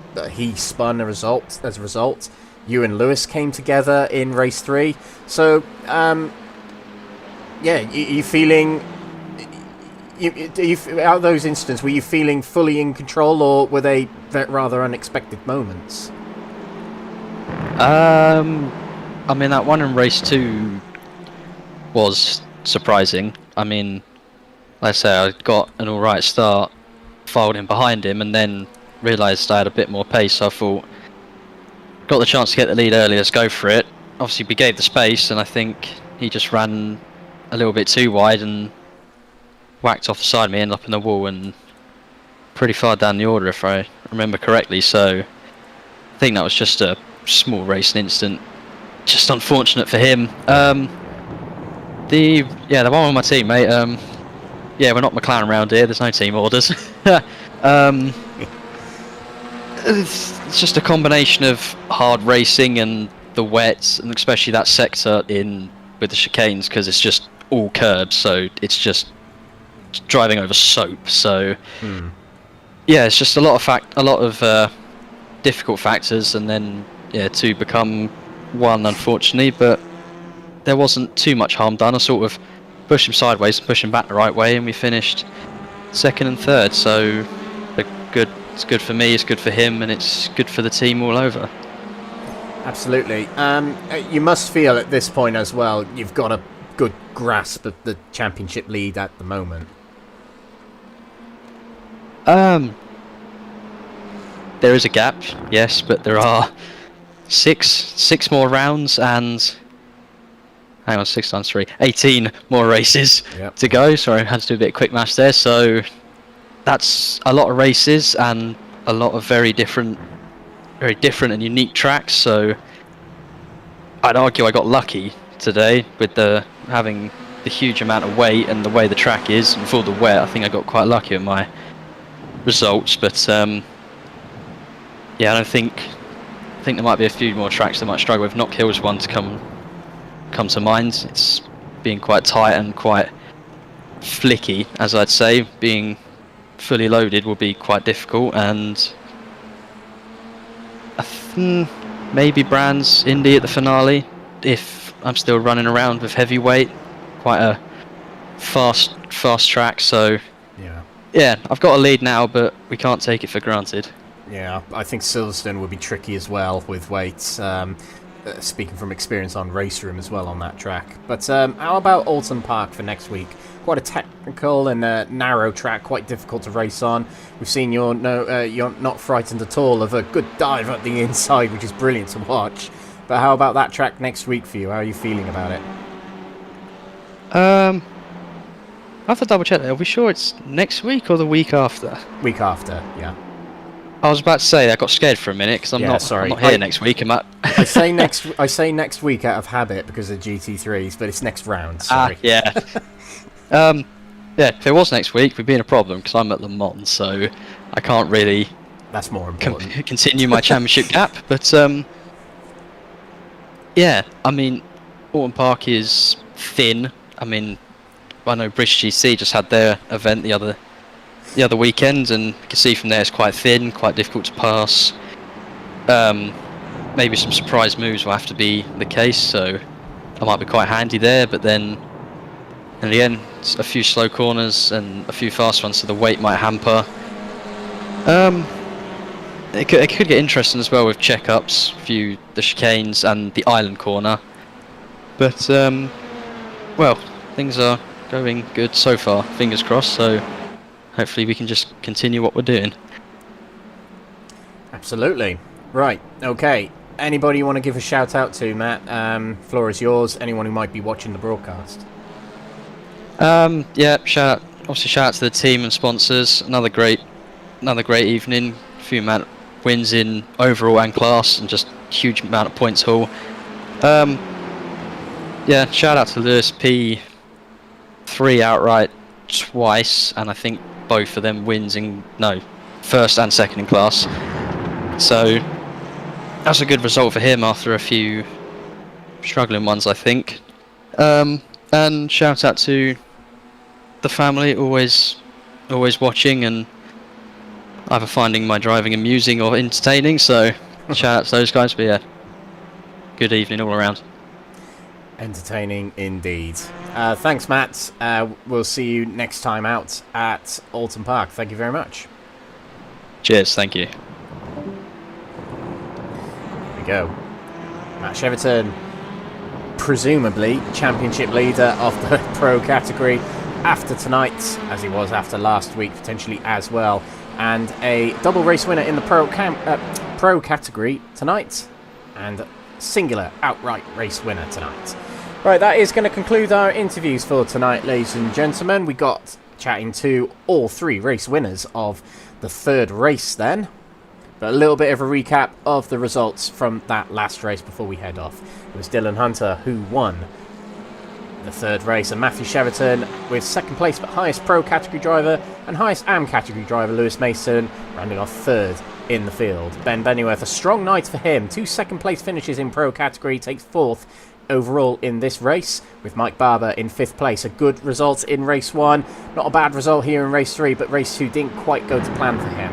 Sean Dobie, good strong result in race 3, inherited the reverse grid pole, but held off in the top 6 there in this race. Thomas Delaney, quite a strong night actually for him. Good race 3 and a good comeback towards the end of race 2, and race 3 there finishing on the podium in category. Trevor Sharp in 8th position with his best position, I would say, of the season, with Andy Holdhouse in 9th place, who tonight got his first race win in category. Slavomir Vivorsky, it was starting so well for him, but didn't quite work out towards the end. I think he did this race on slick tyres as well, hoping the track would dry out, but it didn't so, but he finishes 10th in the end from Nigel Stock in 11th, and Stephen Fry in 12th. Steve Johnson in 13th from William Kurtler in 14th, Carl Thompson 15th from Matthew Williams in 16th, Joseph Gibson 17th, and Mark Hughes 18th. The last 3 then were non-finishers. So thank you very much for watching tonight, ladies and gentlemen. That's been round 4 at Thruxton. Next week, we're heading northwest to Cheshire for the Alton Park Island Circuit in 2 weeks from today, and it will be live here on YouTube on Wednesday the 18th of June, but 17th of June will be when the drivers take part in the race. But tune in on the Wednesday night on the 18th of June to watch this race on the live stream. This has been the Next Gen Racing NXTCC Season 9 Round 4 of the championship. Thank you very much to the partner, sponsor and affiliate of Next Gen Racing that include PowerMax Racing, Mark Sykes Designs, Benji Sim Photos, Motorsports UK Esports Division, Sam Cases, Moser Racing, Joyce Design, Falconer PC and Dober Motorcycles. And thank you very much to you all for watching this live stream tonight. Please do give the video a like. Please do subscribe to the channel if you are not already. And if you want to get involved in the racing here at Next Gen Racing, there's plenty of leagues on offer and plenty more on the horizon. Scan the QR code to the off center of our screen there, and that'll give you access to our Discord server where you'll meet the admins, meet the drivers, and be able to get involved in the series. And if that QR code doesn't work for you, please click the link in the description. Thank you for watching tonight, ladies and gentlemen. I've been Alex Everett, your commentator tonight. This has been NXTCC Round 4 at Thruxton. We'll see you next time in 2 weeks at Alton Park. Thank you for watching. Good night. Thank you for tuning in. Until next time, that's all from us here at Next Gen Racing, the home of clean and fair sim racing for all.